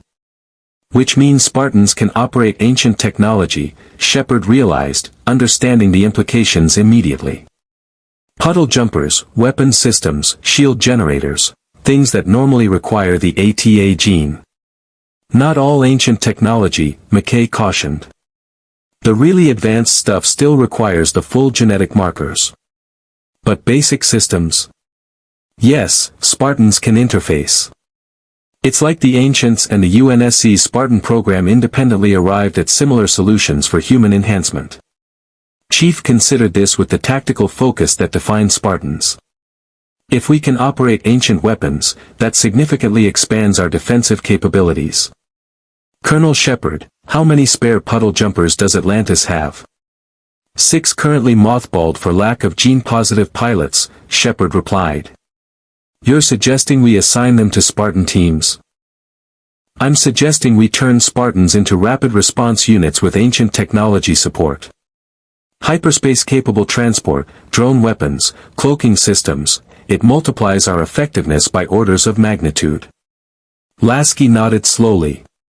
Do it. Chief, work with Colonel Shepard to train Spartan pilots on puddle jumper operations. Commander Christoph, prioritize getting those jumpers combat-ready. The tactical display updated, showing new contacts entering the operational theater.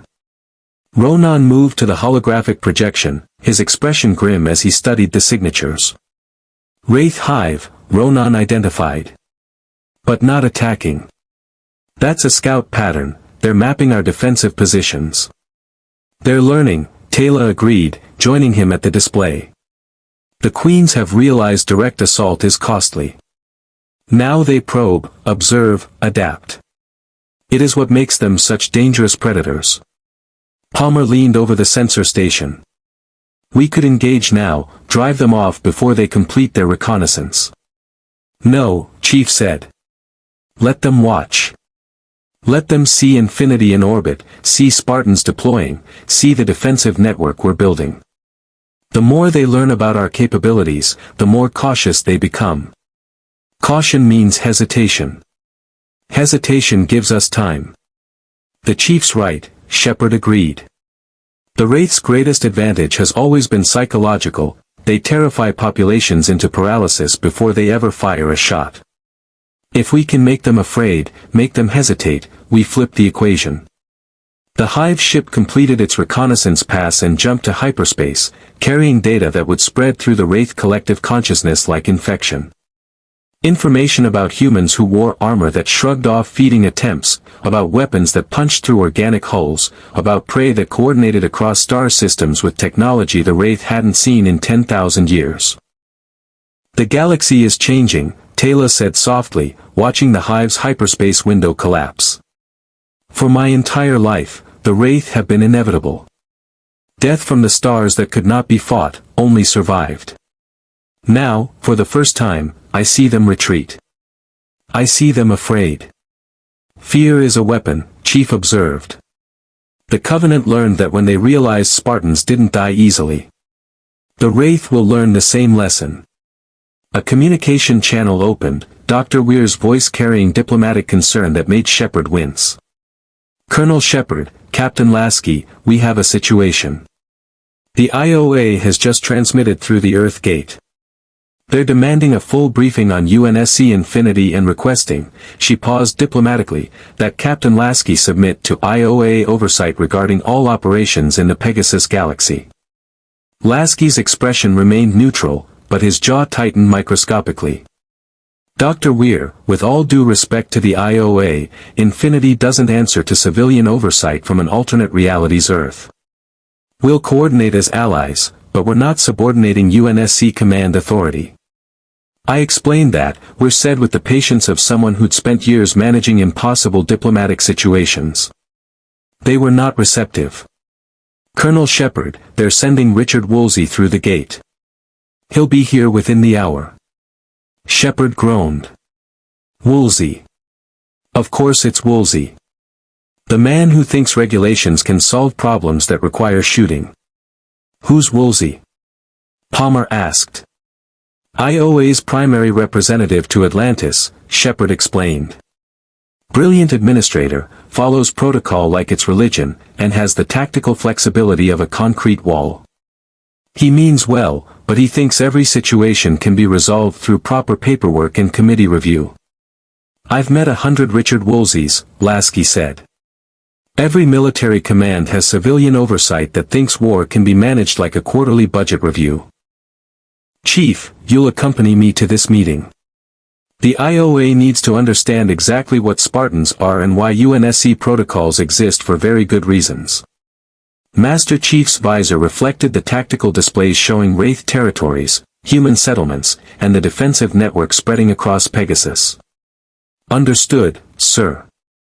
How diplomatically do you want me to phrase, we've been fighting extinction wars for 30 years and don't need bureaucratic guidance? Let's start with implicit and escalate to explicit if necessary, Lasky replied with the faint smile of someone who'd navigated similar political minefields. An hour later, Richard Woolsey stepped through Atlantis's Stargate with the precise dignity of someone who believed proper procedure could resolve any crisis. He wore an immaculate suit that looked ridiculous in a city full of combat fatigues and Mjolnir armor, carried a tablet loaded with IOA regulations, and had the expression of someone prepared to impose order on chaos through sheer bureaucratic willpower. Dr. Weir met him in the gate room with the diplomatic warmth that concealed steel. Richard, welcome back to Atlantis. We have much to discuss. Indeed we do, Woolsey replied, adjusting his glasses as he studied the Spartan fire team positioned near the gate, armored giants who made the marine security detail look understated. Dr. Weir, I've reviewed the preliminary reports. An alternate reality warship, super soldiers from a parallel Earth, engagement with Wraith forces resulting in multiple hive ship destructions. This raises questions about command authority, technology sharing protocols, and potential violations of. Mr. Woolsey, Captain Lasky interrupted, stepping forward with Master Chief at his side.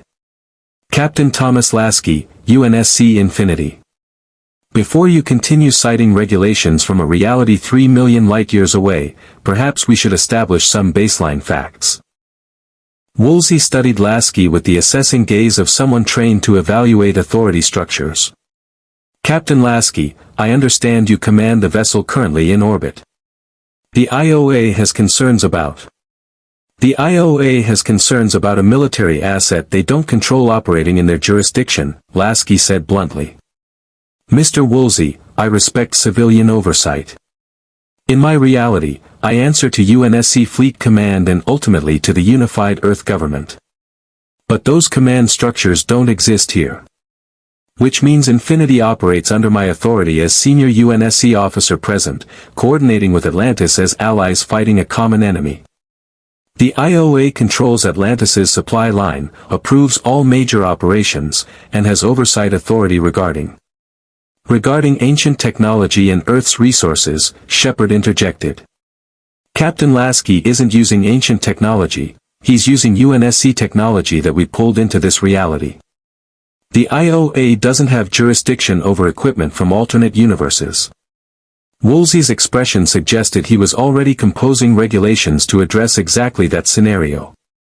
Colonel Shepard, the legal ambiguity of interdimensional asset control notwithstanding, the IOA has legitimate concerns about coordinated military operations that could escalate Wraith aggression or escalate Wraith aggression.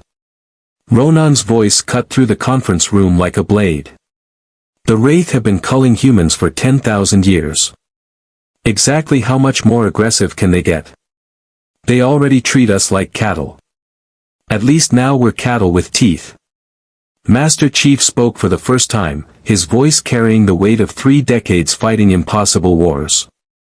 Mr. Woolsey, I've read briefings on the Wraith threat. In UNSC terminology, you're facing strategic extinction-level opposition with limited resources, minimal defensive infrastructure, and no clear path to victory. The IOA's concern about escalation suggests they don't understand that you're already at maximum threat level. The Wraith can't become more dangerous, they can only become more cautious. Woolsey studied the Spartan with new assessment. Master Chief, that's your rank. Master Chief Petty Officer John, 117, UNSC Navy Special Warfare Command. You're a super soldier. Enhanced beyond normal human parameters, trained from childhood, designed as a weapon. Woolsey's tone wasn't accusatory, just analytical. The ethical implications. Kept humanity alive, Chief stated flatly. The Covenant killed 23 billion humans. The Spartan program cost 75 children their normal lives. The mathematics of acceptable sacrifice aren't complicated, Mr. Woolsey. We saved species-level extinction through methods you find ethically questionable. Would you prefer we didn't exist and humanity died honorably? Silence fell. Woolsey's expression flickered, recognition that he was arguing theory against someone who'd lived the brutal reality of survival-level warfare. I'm not questioning your effectiveness, Master Chief, Woolsey said carefully. I'm questioning the precedent of conducting major military operations in Pegasus without IOA oversight. What happens when Captain Lasky decides a target is strategically valuable but the IOA disagrees? What happens when UNSC methods conflict with Atlantis protocols? Then we coordinate like adults, Lasky said. Mr. Woolsey, Infinity doesn't take orders from the IOA. But we're not interested in creating command conflicts.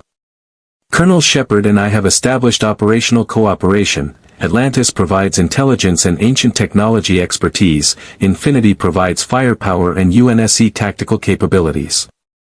Joint operations require mutual agreement. Solo operations stay within our respective spheres. And if the Wraith escalate in response to UNSC aggression, then we adapt, Shepard said. Richard, we've been fighting a losing defensive war for 5 years. Infinity changes the tactical equation.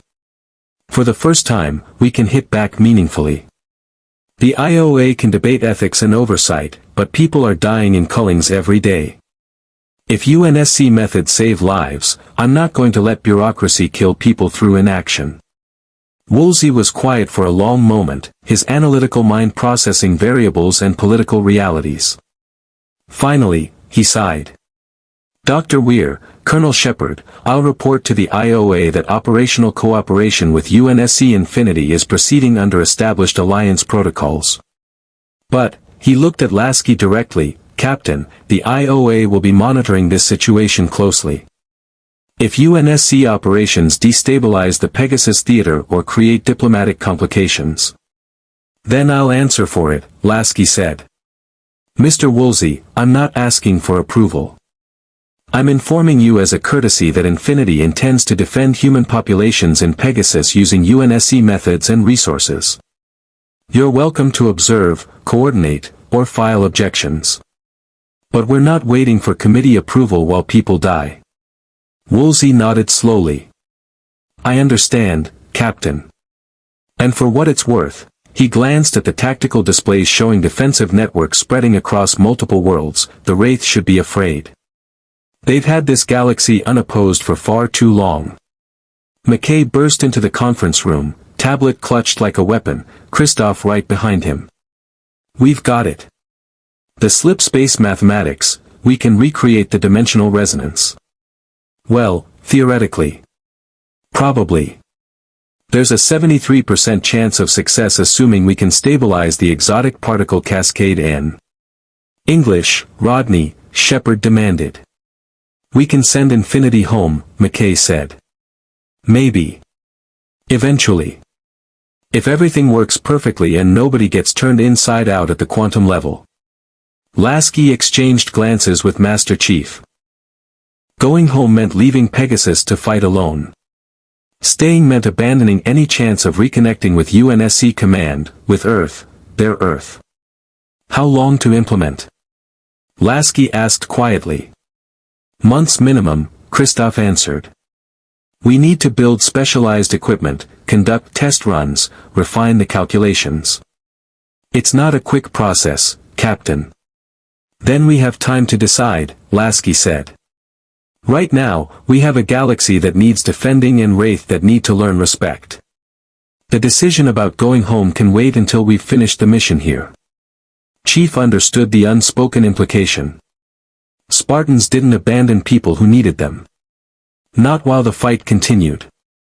Not while civilians died and defenders needed support.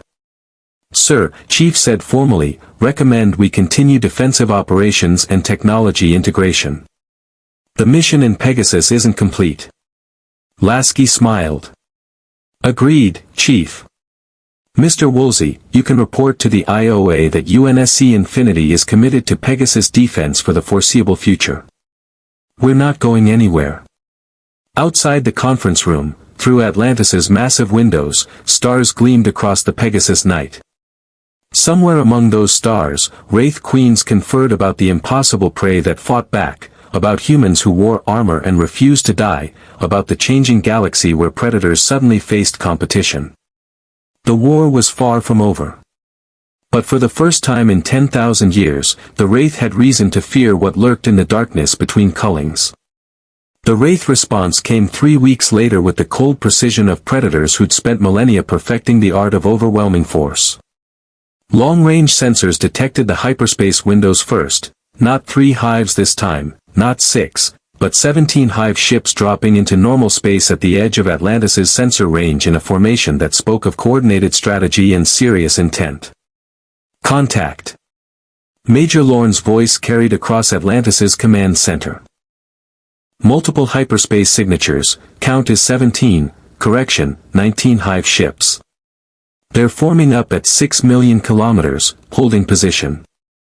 Captain Lasky was already on the comm channel from Infinity's bridge. Atlantis, we're reading the same contacts. That's not a raiding force, that's an armada. They're preparing for siege operations.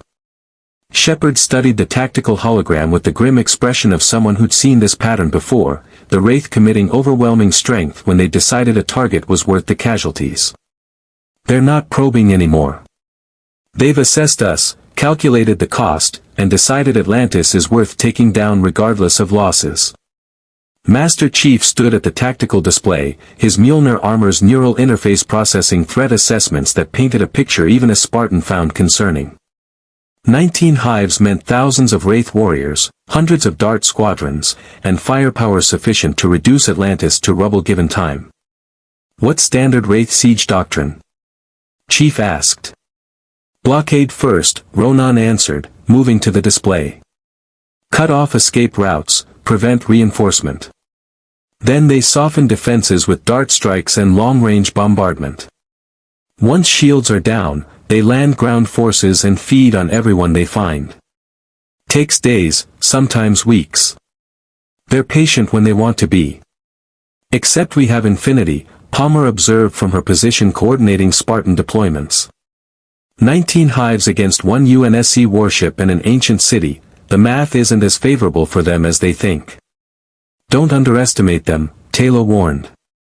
This is the largest coordinated Wraith fleet I have seen in 5 years. The Queens have put aside their rivalries to face what they perceive as existential threat. They will throw everything at us. McKay burst into the command center, tablet displaying power consumption projections that made everyone wince.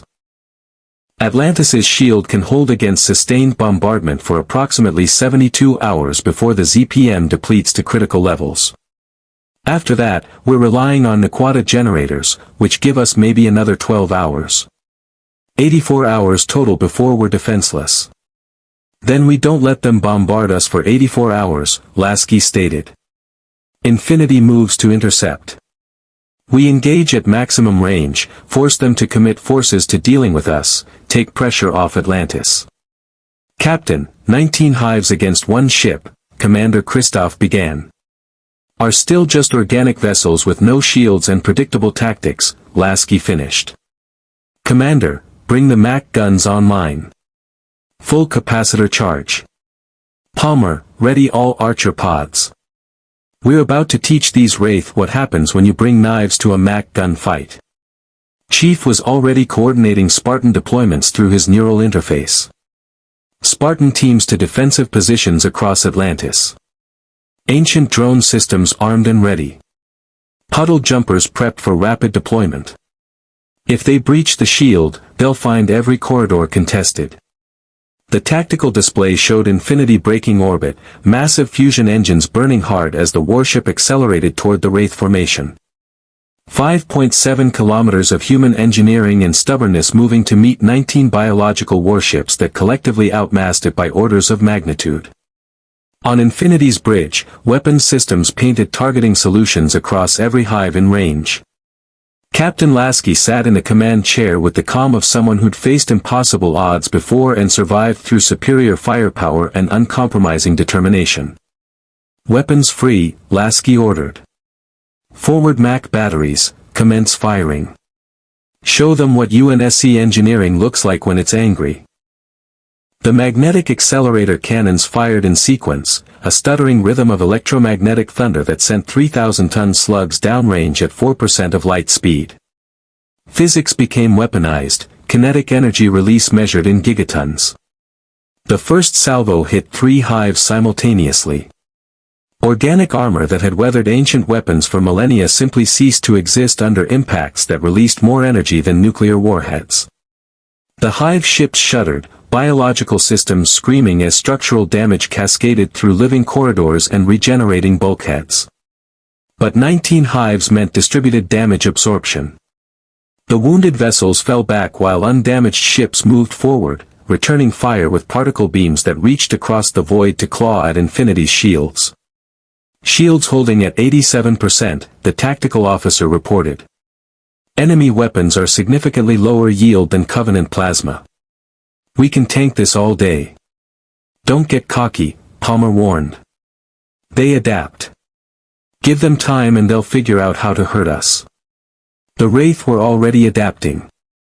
Hive ships began staggered firing patterns, concentrating beams on specific shield segments to create localized overloads. Dart squadrons launched by the hundreds, organic fighters swarming toward infinity like insects seeking vulnerable points. Archer missile pods, commence ripple fire, Lasky ordered. Saturate those dart formations. Point defense systems engage. Infinity's hull erupted in coordinated violence. Archer missiles streaked away in hundreds, each one tracking darts through impossible maneuvers. Point defense guns painted the void with tracer fire, 50mm autocannons cycling at rates that turned space into a wall of steel. Darts died by the dozens, organic systems shredded by explosions and kinetic impacts.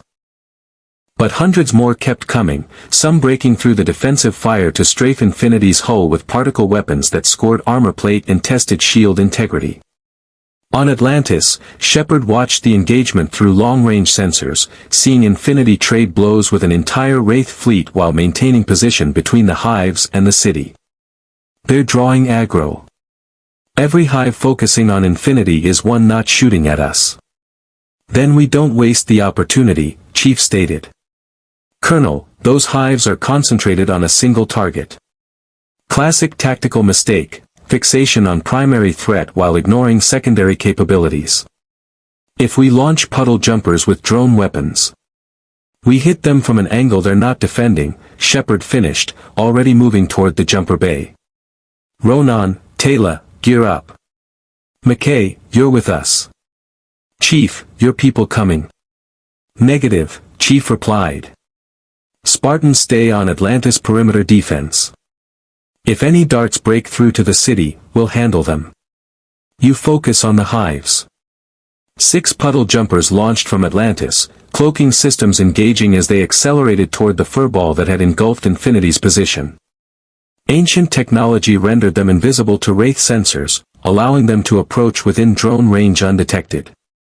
Shepard felt the neural interface connect, the ancient systems responding to his gene expression and tactical intent. The jumpers' drone weapons armed, each one a precisely guided missile capable of independently tracking targets through maneuvers that would shred conventional ordnance. All jumpers, weapons free.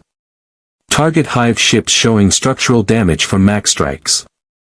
Hit them while they're regenerating, maximum damage before they can coordinate response. The puddle jumpers unleashed ancient fury. Drones spiraled away in formations that seemed almost alive, silver missiles that thought and adapted and killed with 10-million-year-old precision. They found wounded hives trying to regenerate, punched through compromised armor, and exploded inside biological systems that suddenly had to fight wars on 2 fronts. A hive ship's organic hull ruptured, atmosphere venting through catastrophic breaches as internal explosions rippled through regenerating tissue. Another hive's hyperspace organs shredded under sustained drone impacts, trapping it in normal space without escape routes. They're breaking formation, Palmer reported from Infinity's tactical station. 6 hives moving to intercept the jumpers, but they can't get targeting locks through the cloaking fields. The Wraith Queens conferred through telepathic networks, ancient minds struggling with tactical problems they'd never faced. Invisible attackers wielding ancient weapons. A human warship that absorbed their firepower and returned devastation. Prey that coordinated across multiple platforms with precision that suggested advanced strategic doctrine. This wasn't how Cullings worked. This was actual warfare against competent opposition. A hive commander made a decision born of desperation and millennia of successful intimidation tactics. If they couldn't kill the ships, they'd attack the infrastructure those ships protected. 3 hives broke from the main formation, jumping to hyperspace for microjumps that would bring them directly to Atlantis's position, bypassing Infinity's defensive screen entirely. Multiple hyperspace signatures. McKay shouted from his sensor station. 3 hives jumping to point-blank range, they're appearing right on top of Atlantis. The hives materialized 200 kilometers above the city, particle beams already firing before their hyperspace windows fully collapsed. Energy weapons hammered Atlantis's shields with focused intensity, the ancient defensive systems flaring brilliant blue as they absorbed gigajoules of directed energy. Shields at 73% and dropping, a technician reported. They're targeting the same shield segment, trying to create a localized failure. Master Chief was already moving, coordinating through the neural interface that connected all Spartan teams across the city. All teams, prepare for potential shield breach. If they land ground forces, we hold every corridor, every room. Nobody gets to the gate room or control center. On the city's highest tower, a Spartan fire team led by Sarah Palmer set up M41 rocket launchers, weapons designed for anti-vehicle combat that would work just fine against organic warships. She sighted on the closest hive's dart launch bays, waiting for the optimal moment. Target lock acquired, Palmer reported. Firing. 8 rockets streaked upward, smoke trails painting lines across Atlantis's sky. They found the hive's launch bay, the one vulnerable point where armor was thinnest to allow dart deployment, and exploded deep inside organic structures that suddenly discovered conventional explosives were very effective against biological systems. The hive ship listed, secondary explosions rippling through its dart storage organs. Dozens of darts detonated in their bays, organic fuel igniting in cascading failures that consumed entire sections of the ship's interior. Splash one hive. Palmer's voice carried satisfaction. Remaining 2 are adjusting fire, they're trying to knock out our launcher positions. Particle beams carved through Atlantis's towers, ancient metal vaporizing under sustained energy weapons. But the ancients had built for durability, the city's structure held, damage localized and non-critical. Infinity was already burning hard back toward Atlantis, Mac guns tracking the hives at point-blank range. Captain Lasky's expression was ice-cold calculation. They wanted close engagement, Lasky said. Give them what they wanted. Mac guns, target their propulsion organs. Cripple them so they can't jump away. The cannons fired at ranges measured in kilometers rather than millions. At that distance, even organic regeneration couldn't compensate for the catastrophic structural damage. The hive's biological engines, organs that generated the exotic particles required for hyperspace jumps, simply ceased to exist under relativistic kinetic impacts. The hives were trapped, unable to flee, unable to regenerate fast enough to survive sustained bombardment. They were dying, and they knew it. One queen made a final desperate decision. If they were dying anyway, they'd take the prey with them. The hive ship began a suicide dive directly toward Atlantis, using every remaining engine for one last attack run. Hive ship on collision course, the sensor officer reported. Impact in 90 seconds. If it hits the shield at that velocity, the energy release will overload the shield generators and expose the city, McKay finished, calculations running in real time. We can't absorb that impact. Shepard's jumper was already accelerating, drones launching in sustained salvos that carved into the diving hive's forward section. Ancient weapons chewed through organic matter, but the hive kept coming, momentum and desperation overriding self-preservation. Master Chief watched the tactical display, enhanced Spartan reflexes calculating vectors and impact geometry. The hive would hit in 70 seconds. Drones couldn't stop it in time. Infinity couldn't reposition for a clean shot without risking the city. Which left one option. All Spartans, Chief transmitted. Evacuate tower sections 1 through 7. 60 seconds. Palmer understood immediately. Chief, you can't be serious. 45 seconds. Move. Chief sprinted through Atlantis's corridors, Mjolnir armor's enhanced speed carrying him to a transport chamber that flickered him to the tower directly in the hive's impact path. He emerged onto an observation platform 400 meters above the ocean, staring up at 3 kilometers of organic warship diving toward the city like the wrath of ancient gods. His armor's HUD painted the impact countdown. 30 seconds. Chief activated Infinity's tactical channel.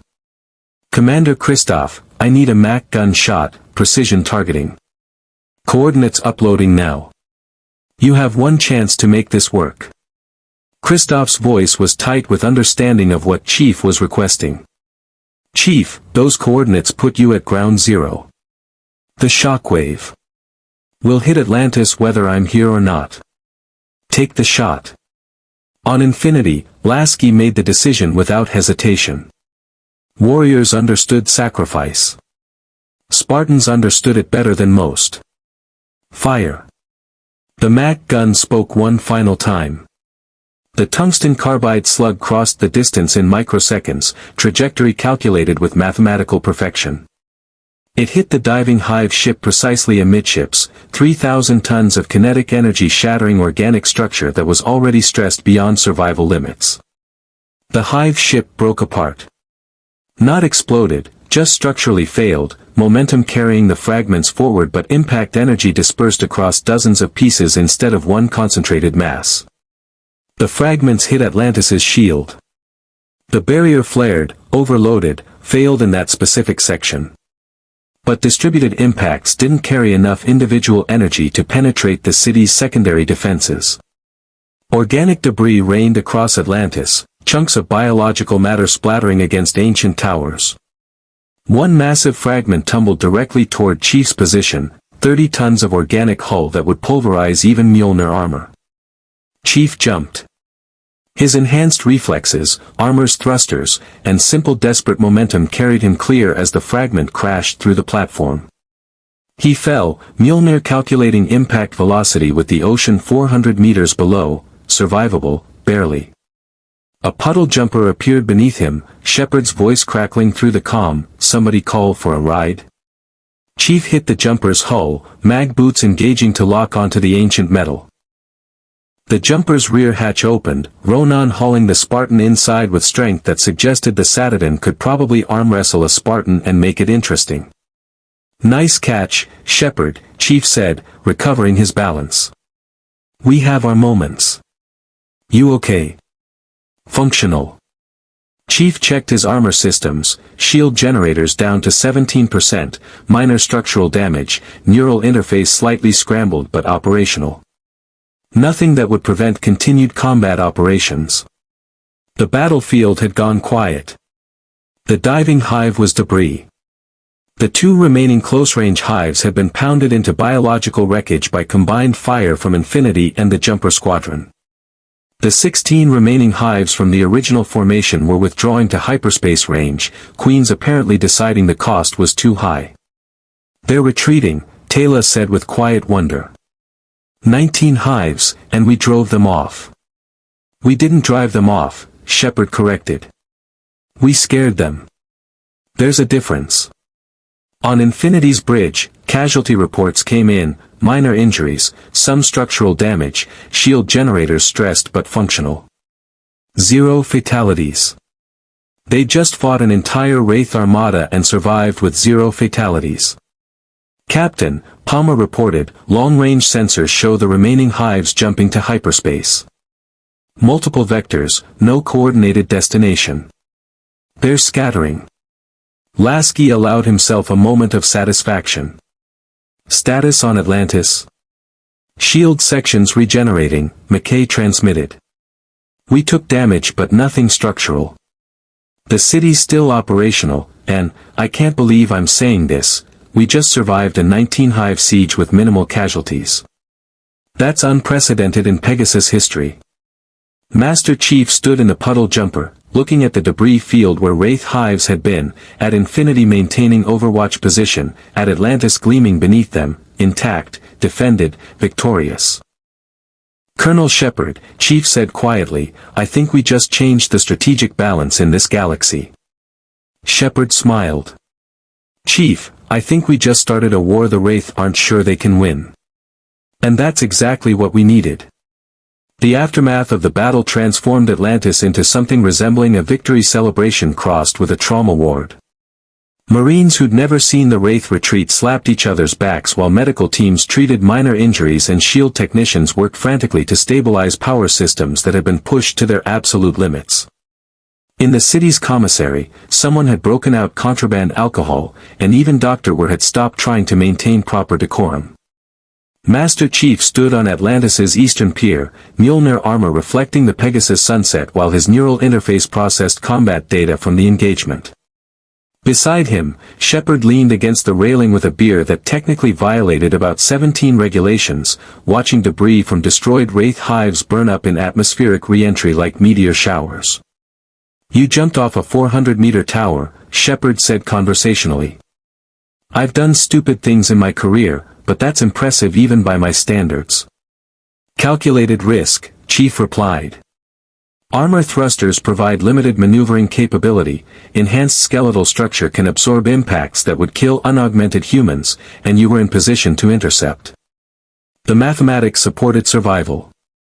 "The mathematics," Shepard repeated with a laugh. "Chief, you're basically a walking tank that thinks like a tactical computer, aren't you?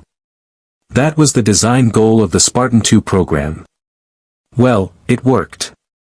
Though next time, maybe radio ahead before playing lawn dart with ancient architecture." The celebration in the commissary had evolved into something more genuine, Spartans in unpowered underarmor sharing stories with Atlantis Marines who'd realized that super soldiers were still soldiers, still human under the technology and augmentation. Spartan Frederick, 104 was demonstrating enhanced strength by arm wrestling 3 Marines simultaneously and losing deliberately to maintain morale.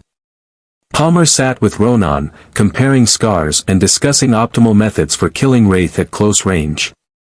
Dr. McKay had commandeered an entire wall of monitors to display post-battle analytics, Christoph beside him running calculations about shield harmonics and energy distribution that neither man fully understood but both found intellectually stimulating. The ancient shield generators held under concentrated bombardment for 17 minutes, McKay explained to anyone who'd listen. That's approximately 1.3 times longer than our theoretical maximum. Somehow, during the engagement, the shield matrices adapted their energy distribution patterns to compensate for focused attacks. The city is learning. Actually learning from combat engagement and modifying its defensive algorithms. Ancient technology was designed to be adaptive, Christoph observed. Forerunner constructs in our reality show similar characteristics, self-modification, tactical learning, strategic evolution. It's like both precursor species understood that static defenses eventually fail. Taylor moved through the celebration with the grace of someone ensuring her people, the Athosians who'd taken refuge in Atlantis, understood what the victory meant. She found Master Chief on the pier, studying the stars with the intensity of someone cataloging strategic information. "Master Chief," Taylor said softly, "you fight with the discipline of one who has seen too much death. Like Ronan. Like all of us who have survived the Wraith for too long." 30 years of war leaves marks, Chief acknowledged. "You learn to compartmentalize. Focus on the mission, trust your training, protect the people who can't protect themselves. And yet you jumped to save this city. You could have evacuated with your people, let the impact occur, survive to fight another day. Instead, you remained to ensure Atlantis survived." Taylor studied him with the insight of someone who'd spent her life reading people. "That is not tactical calculation. That is something deeper." Chief was quiet for a moment, visor reflecting stars he'd never seen from Earth. Spartans were created to protect humanity. All of humanity. The fact that these humans are from a parallel reality doesn't change the mission parameters. "You are a good man, John," Taylor said, using his given name deliberately. "I hope you know that, beneath the armor and augmentation." Before Chief could respond, proximity alarms shrieked across the city. Not attack warnings, something stranger. The gate room's sensors detected unusual energy signatures, ancient systems activating without authorization, and a brilliant light began building in the gate room's central chamber. "What now?" Shepard demanded, sprinting toward the control room with Chief right behind him.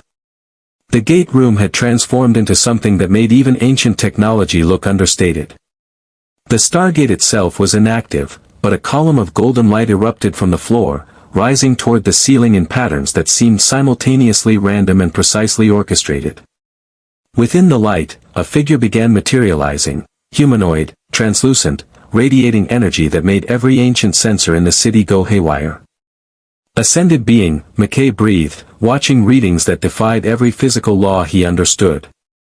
An actual ascended ancient is manifesting in physical adjacent form in our gate room. This is unprecedented. They never interfere directly. The figure solidified enough to reveal features, female, ageless, carrying herself with the serenity of someone who existed beyond physical concerns. When she spoke, her voice resonated not through air but directly in the minds of everyone present. "I am Ganos Lal," the ascended ancient said. "Though some knew me as Morgan Le Fay in your histories. I come bearing warning and acknowledgement in equal measure." Dr. Were stepped forward with diplomatic courage that impressed even Chief Morgan Le Fay. The legends were real. "Legends are often truth filtered through limited understanding," Morgan replied, her form flickering between corporeal and pure energy. "The ancients watch the physical realm with interest, though we are forbidden from direct intervention. Your arrival," she gestured toward Master Chief and the direction of infinity in orbit, "represents something we did not anticipate. Humans from a parallel reality, technological evolution following similar but distinct paths, and most concerning, the attention you have attracted." "The Wraith know we're here," Lasky said through the comm channel, his voice carrying tension. "That's not news." "Not the Wraith," Morgan corrected. "Your battle, your display of advanced weaponry and coordinated tactics, has resonated across subspace frequencies that reach beyond Pegasus. The Asgard have detected your presence. More concerning, the Ori have sensed technological signatures that intrigue them. And most dangerous of all, there are older things in this galaxy that slumber in darkness, things the ancients hoped would never wake." Master Chief's tactical assessment immediately flagged the implications. "You're saying our presence has drawn attention from multiple hostile factions." "I am saying that humanity, both versions present in this room, has announced itself as a power capable of challenging the established order. The Wraith are ancient, but they are merely predators. The Ori are crusaders who gain power through worship. The Asgard are dying but still formidable. And the darkness I mention," Morgan's form flickered with what might have been fear, "has no name you would recognize, only hunger that predates the ancients themselves." "That's ominous and unhelpful in equal measure," Shepard said. "Can you give us anything actionable? Coordinates? Threat assessment? Strategic intelligence we can actually use?" Morgan's expression suggested amusement. "You fight well together, these two humanities. The ancients built their civilization on exploration and accumulated knowledge. Your people," she looked at Lasky and Chief, "built yours on stubborn refusal to accept extinction. Both philosophies have merit. Both will be necessary for what approaches. The Ori Crusade," McKay said suddenly, understanding dawning. "The reports from the Milky Way, ascended beings from the origin galaxy forcing conversion through military conquest. They're coming here too, aren't they? The Ori have learned of Pegasus, of Atlantis, and now of Infinity, a warship from a reality they cannot predict. They will investigate. They will attempt conversion. And when humanity refuses," Morgan's form began fading, the energy sustaining her physical adjacent manifestation dissipating. "The priors are already traveling through the supergate. You have weeks, perhaps months. Use them wisely. Wait. We're called out. You're just going to warn us and leave? No help. No ancient technology we can use. No strategic guidance." Morgan's voice came from everywhere and nowhere. "We ancients learned through millennia that direct intervention creates dependence. You must forge your own path, develop your own solutions. But know this, the ancients watch with hope. Two humanities, united by necessity, defending not just survival but the principle that sentient life determines its own destiny. That is worth preserving. That is worth fighting for." The golden light vanished. The gate room returned to normal ancient architecture and standard lighting. Everyone stood in stunned silence, processing the implications of an ascended ancient manifesting just to deliver warnings and vague encouragement. "Okay," Ronan said finally. So Wraith are the least of our problems now. The galaxy just got significantly more complicated. Chief was already running tactical projections through his neural interface. The Ori. From everything Morgan implied, they're ascended beings using religious conversion as warfare. Priors with enhanced capabilities, fleets we haven't encountered, and ideological certainty that makes negotiation impossible. We've faced zealots before, Palmer said grimly. The Covenant was driven by religious certainty. We learned to fight faith with firepower. The Covenant was mortal, Lasky corrected. The Ori are ascended beings with actual divine power supporting their crusade. That's a different threat category entirely. McKay was frantically pulling up every scrap of intelligence from the Milky Way about Ori capabilities. Their ships use advanced ancient technology, their shields can withstand sustained drone bombardment, their main weapons are planet-killing energy beams, and their priors, enhanced humans with ascended powers, can perform what looks like magic. Telekinesis, energy manipulation, resurrections, plague creation. They're walking weapons with religious mandate for genocide of non-believers. So basically the Covenant meets the prophets meets actual divine intervention, Shepard summarized. Fantastic. Just when we thought 19 Wraith hives was our big problem. Master Chief looked at the gate, at Atlantis' systems, at the strategic position they'd built over the past weeks. We've faced extinction-level opposition before. The parameters change, but the mission doesn't: defend humanity, adapt to threats, survive through superior tactics and refusal to surrender. The Chief's right, Lasky agreed through the comm. We fortify, we prepare, we gather intelligence on Ori capabilities, and we make damn sure when they arrive in Pegasus, they find prey that bites back hard enough to make them reconsider conquest. Kayla stepped forward, her expression carrying the steel of someone who'd survived impossible odds through sheer determination. For 10,000 years, the Wraith have told us that resistance is futile, that humanity's role is to be food. We proved them wrong. If these Ori believe we will convert or die, they will learn the same lesson. The celebration in the commissary had quieted, word spreading about the Ascended Ancients' warning. But instead of fear, what spread through Atlantis was something more dangerous: determined resolve. The city had just survived a 19-hive siege. Marines and Spartans had fought together and won. Ancient technology and UNSC firepower had forged something new. Whatever was coming, they'd face it together.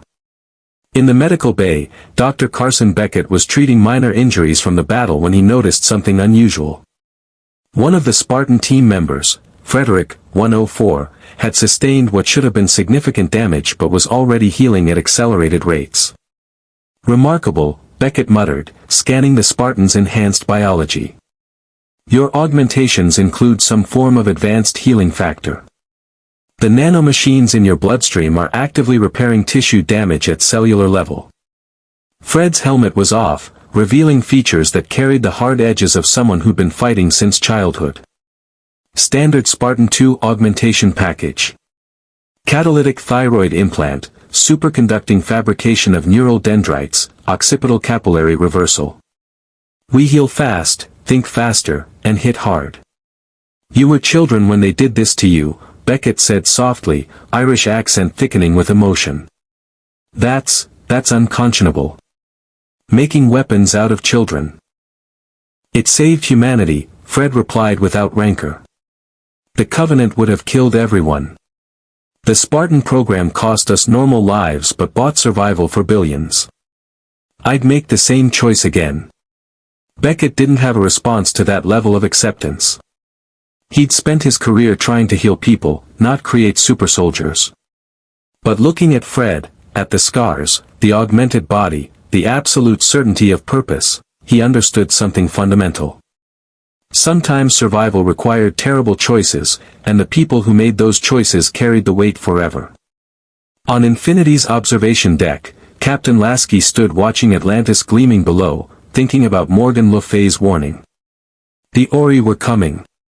More threats would follow. Infinity was stranded in a galaxy 3 million light-years from home, fighting wars that technically weren't theirs but had somehow become their responsibility.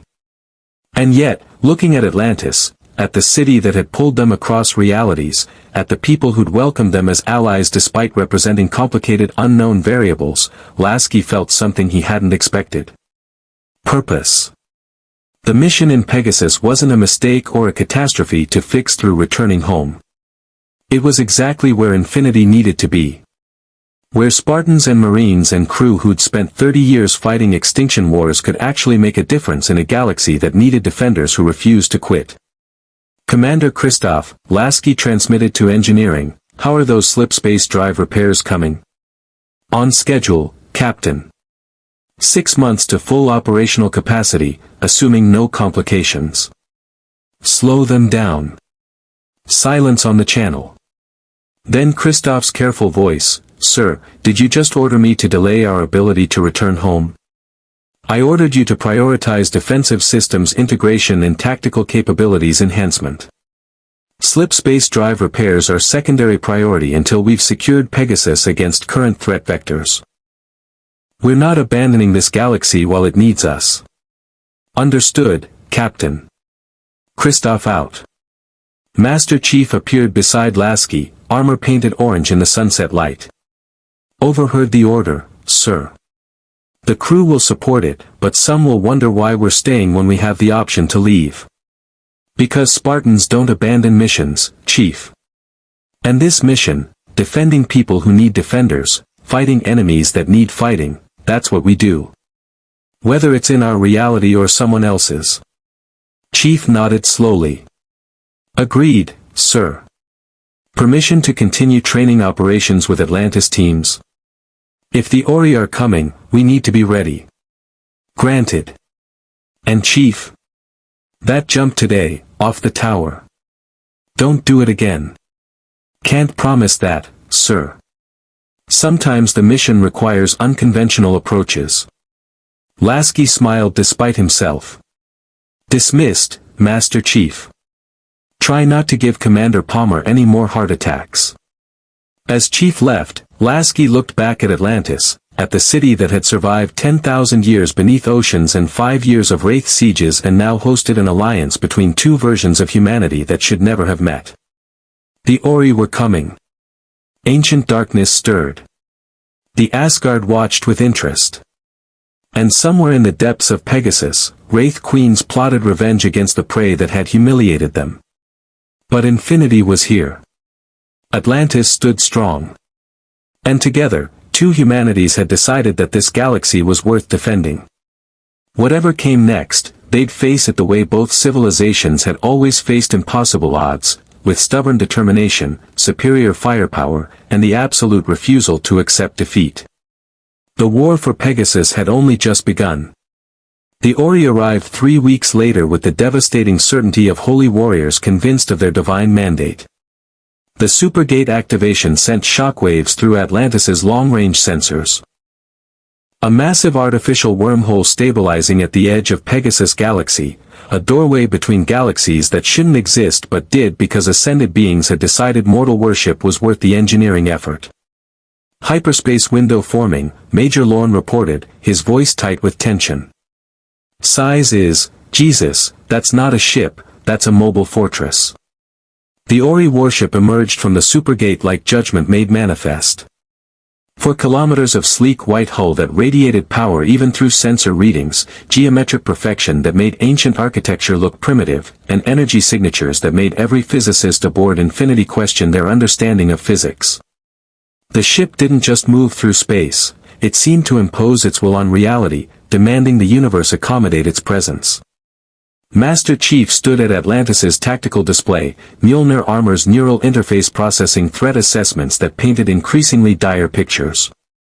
Single ship. No escorts. That's either extreme confidence or they don't need support. "It's both," McKay said, pulling up intelligence from Milky Way sources about Ori warship capabilities. "Their shields can absorb sustained ancient drone bombardment. Their main weapon fires planet-killing energy beams. And they're powered by people's faith, literally, the more believers worship the Ori, the more powerful their ships become. It's offensive to physics on multiple levels. Shepard checked his P-90 even though small arms would be utterly useless against a 4-kilometer warship. So we're facing a technologically superior vessel powered by weaponized religion. Anyone have good news? They've only sent one ship, Ronan observed. Means they're either scouting or they think one is enough. Both, Taylor said, studying the sensor data with the insight of someone who understood predator psychology. The Ori believe absolutely in their divine superiority. One ship is a test. Can these humans be converted peacefully? If not, can they be destroyed easily? Either outcome serves the Ori's purpose. Captain Lasky's voice crackled through the command channel from Infinity. Atlantis, we're detecting broadcast on multiple frequencies. Religious text, conversion ultimatum, standard Crusader doctrine. They're giving us the option to surrender and worship before they start shooting. How generous, Shepard muttered. Dr. Weir, you want to handle the diplomatic, thanks but no thanks, or should we just skip to the part where violence solves our theological differences? Dr. Weir moved to the communications console with the composure of someone who negotiated with dozens of alien species and understood that sometimes diplomacy was just buying time for tactics. Open a channel. Let's hear what they have to say before we start a war with ascended beings. The holographic display flickered, resolving into the image that had terrorized the Milky Way for 2 years, a prior of the Ori. Tall, robed, carrying a staff that crackled with power, and radiating absolute certainty that would have been admirable if it weren't attached to genocidal religious conquest. His voice resonated with harmonics that suggested ascended enhancement. I am Prior Damaris, servant of the Ori, speakers of holy truth. Your galaxy has lived in darkness, ignorant of the path to enlightenment. The Ori offer salvation, kneel before Origin, accept the teachings of the Book of Origin, and know peace eternal. Resist, and know the fury of gods who will not tolerate defiance. Well, that was inspirational, Shepard said. Really felt the warmth and compassion. Dr. Weir, please tell me we're not actually considering. We're not, Weir said firmly, then addressed the Prior directly. Prior Damaris, I'm Dr. Elizabeth Weir, leader of the Atlantis Expedition. We appreciate the offer, but humanity has a long history of declining religious conversion at gunpoint. We choose our own beliefs, forge our own path, and we're not interested in worshipping beings who threaten violence for non-compliance. The Prior's expression didn't change, absolute certainty rarely accommodated resistance. You speak from ignorance. The Ori are not distant gods demanding blind faith. They are ascended beings who share power with those who believe. Through Origin, humanity transcends mortal limitations. Through worship, the faithful are rewarded. Refuse, and you condemn yourselves and all under your protection. See, that's the problem, Captain Lasky interjected, his voice carrying the steel of someone who'd faced religious zealots before. We've encountered species who claim divine mandate for genocide. The Covenant glassed 33 of our colonies while preaching about holy journeys. We learn to be skeptical of anyone who claims you must convert or die. For the first time, the Prior's certainty flickered. You speak of war against false prophets. The Ori are not false, they are ascended, powerful beyond mortal comprehension. Your skepticism is understandable but ultimately futile. The Ori will not be denied. Master Chief stepped into the holographic transmission range, Mjolnir armor's imposing presence translating clearly through the visual link. Prior Damaris, I've fought religious extremists for 30 years. Covenant prophets claimed divine sanction for human extinction. They were wrong. If the Ori require worship through threat of violence, they're not gods, they're tyrants with advanced technology. Humanity doesn't kneel to tyrants. The Prior's staff crackled with energy, power building in response to what he clearly perceived as unforgivable blasphemy. You dare question the Ori? You, who wear armor like a shell against truth. The faithful need no protection beyond the Ori's blessing. Your resistance demonstrates the corruption that must be purged. Here we go, Palmer muttered from her tactical station. Shields are deflecting Mac rounds like they're nothing, Commander Kristoff reported, disbelief coloring his usually controlled voice. "Captain, those shields are operating on principles that shouldn't be possible. They're not just absorbing energy, they're redistributing it across dimensional boundaries. We're not fighting physics, we're fighting miracles backed by weaponized math." "Then we change tactics," Chief said, already coordinating Spartan deployments through his neural interface. "Colonel Shepard, can ancient drones penetrate those shields?" "Unknown," Shepard admitted. "We've never tested drones against Ori warships. But drones are designed to adapt, think, and exploit weaknesses. If anything can find gaps in those shields, then launch everything," Chief ordered. "Saturate their defenses, force them to allocate shield strength across multiple vectors. Create openings for follow-up strikes." The gate room's drone bays erupted, hundreds of silver missiles spiraling away from Atlantis in coordinated swarms that demonstrated 10-million-year-old tactical programming. They approached the Ori warship from every angle, adaptive targeting subroutines searching for shield vulnerabilities with relentless mechanical determination. The Ori warship's defensive systems engaged, point defense beams that tracked and destroyed individual drones with precision that suggested ascended guidance. Dozens of drones vanished in bursts of light, but hundreds more kept coming, probing, testing, learning. 3 drones found a gap where shield harmonics created a microsecond window. They punched through, impacting the white hull with explosions that actually damaged the Ori vessel. Small damage, superficial, but damage nonetheless. "They're not invulnerable," Palmer said with fierce satisfaction. "The shields have weaknesses. We just need to find them consistently." The Prior's face reappeared on the holographic display, but his certainty had fractured into fury. "You dare wound a ship blessed by the Ori? Your defiance compounds your heresy. The Ori are infinite, eternal, and you are nothing but. We're humans who've survived impossible odds through stubbornness and firepower," Ronan interrupted, particle magnum in hand even though it was useless at this range. "Your gods want worship.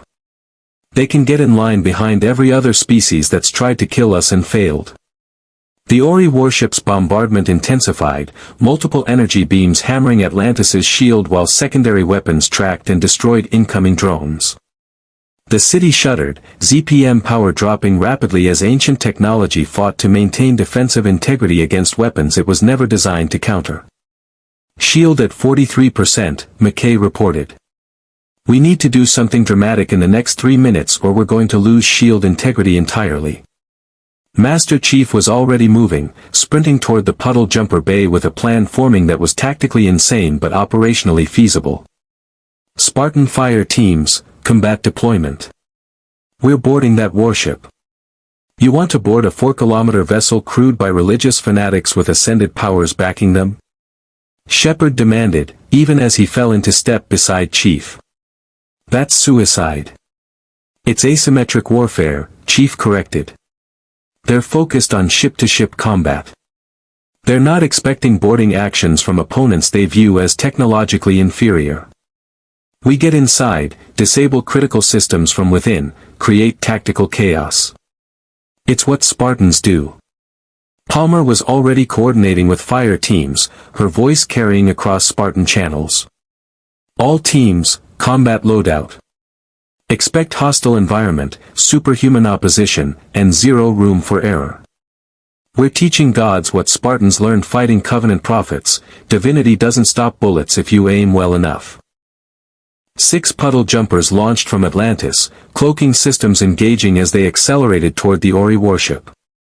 Each jumper carried a Spartan fire team, Atlantis personnel who knew ancient technology, and enough explosive ordnance to make the ship's crew reconsider their divine mandate.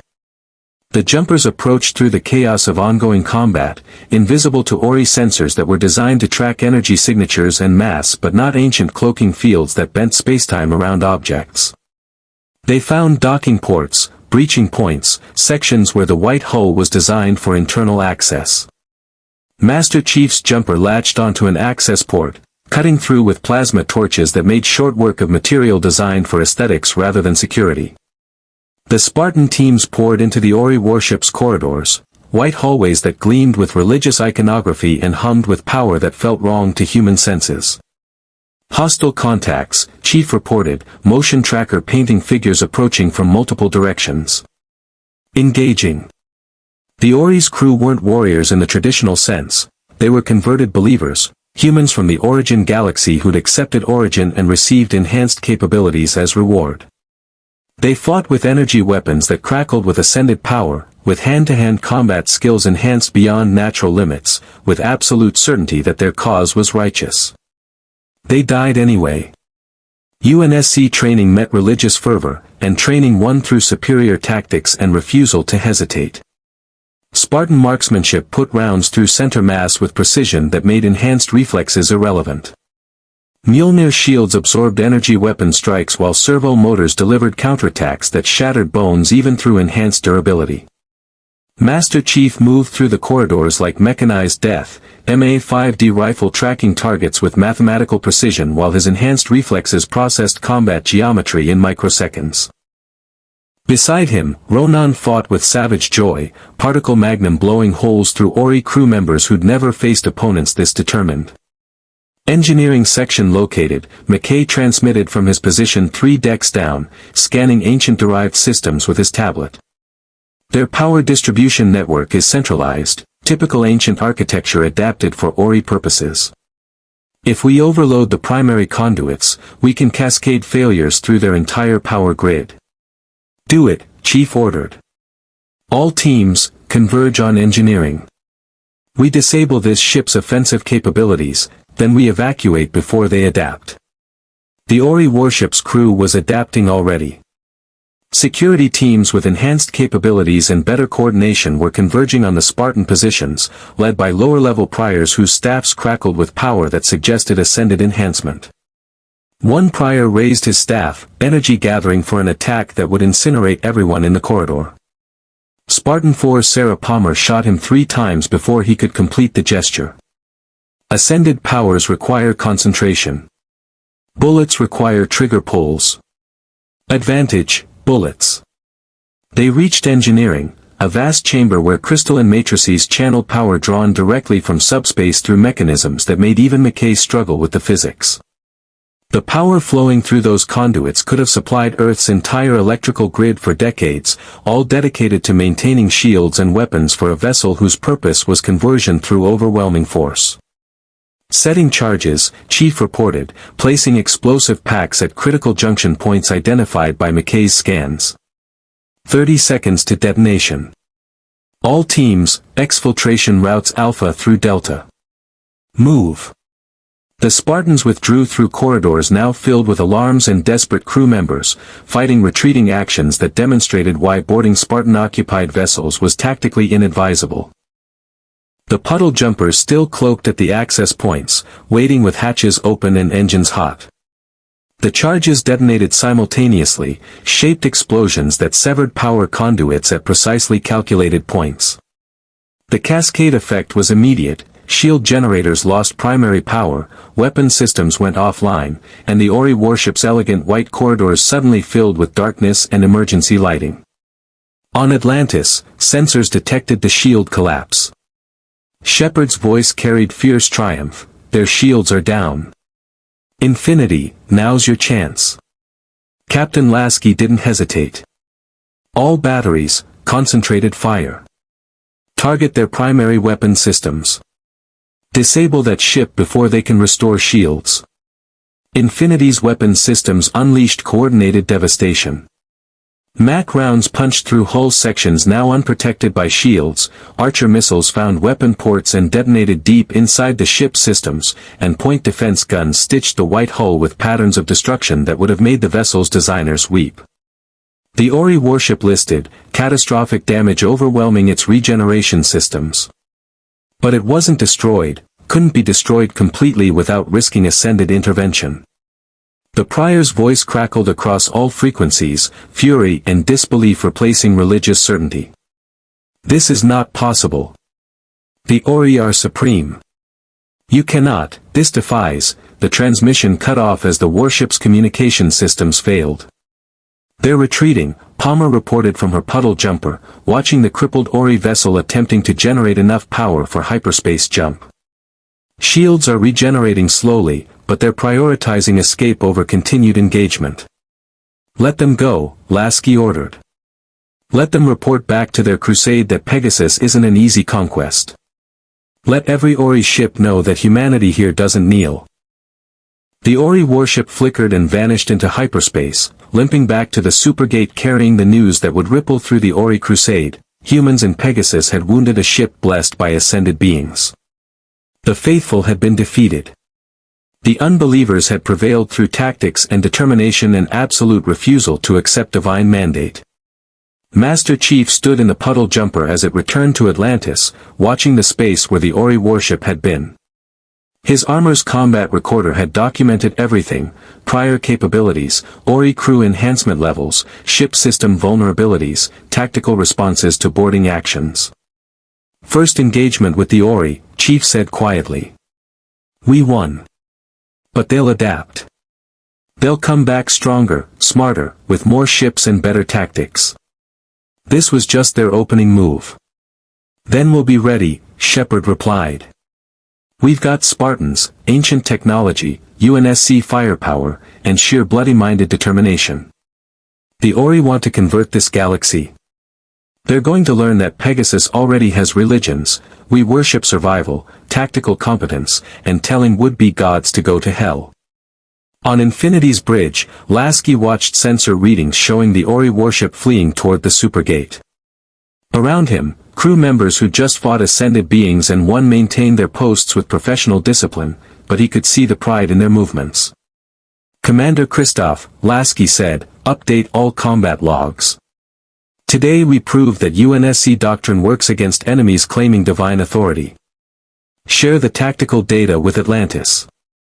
Next time the Ori show up, and they will show up, we'll be ready." "Aye, sir." "Permission to add a note to the combat log?" "Granted. Gods bleed when you shoot them correctly. Seems appropriately irreverent for the occasion, sir." Lasky smiled. "Approved. Make it official UNSC doctrine regarding ascended being engagement protocols." 6 months after Infinity's arrival transformed Pegasus from a Wraith feeding ground into a contested warzone, the defensive network spanning 14 worlds hummed with quiet efficiency.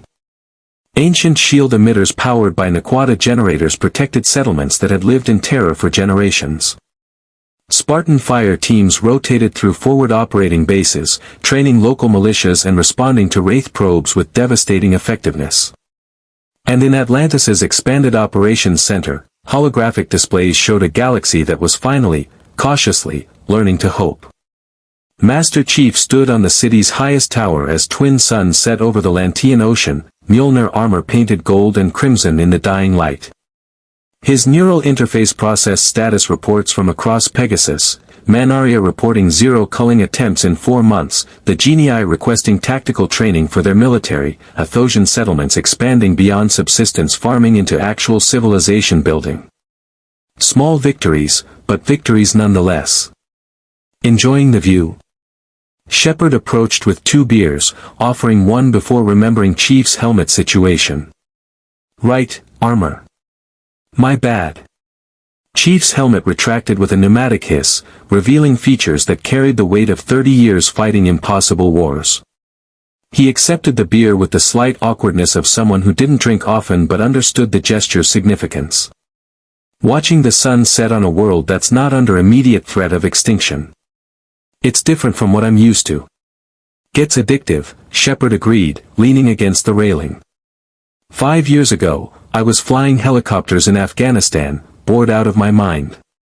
Now I'm defending an ancient city in another galaxy, working alongside super soldiers from a parallel reality, and somehow this feels more normal than anything I did back on Earth.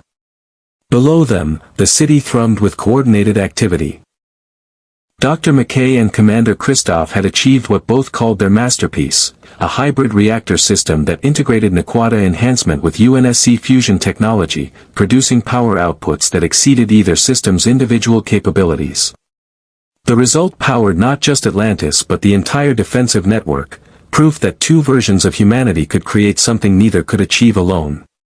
In the training bay, Spartan-II ran combat drills with Atlantis Marines, the super soldiers demonstrating techniques while the Marines adapted them to non-enhanced capabilities. Ronan Dex moved among them, offering brutal commentary and occasionally demonstrating why 7 years as a Wraith runner had made him nearly as dangerous as a Spartan in close quarters. Taylor coordinated with settlement leaders across the Gate network, her diplomatic skills backed by the reality that Atlantis could now respond to threats with force sufficient to make even Wraith queens reconsider culling operations. The Pegasus human population was growing for the first time in recorded history, births outnumbering culling deaths by margins that statistical analysis suggested were impossible. The Wraith are adapting, Chief observed, watching sensor data through his HUD. 3 hive alliances have formed in the past month. They're consolidating strength, sharing intelligence, coordinating strategies. They know we're changing the tactical equation, and they're responding. Let them, Shepard said with the confidence of someone who'd faced worse odds. Every day they spend planning is another day settlements grow stronger, another day we integrate technology and train defenders. Time is on our side for once. The Wraith have been apex predators for 10,000 years, learning to face organized resistance is going to take them longer than it takes us to fortify. A communication channel opened, Captain Lasky's voice carrying from Infinity's orbit where the massive warship maintained overwatch position. Atlantis, Infinity.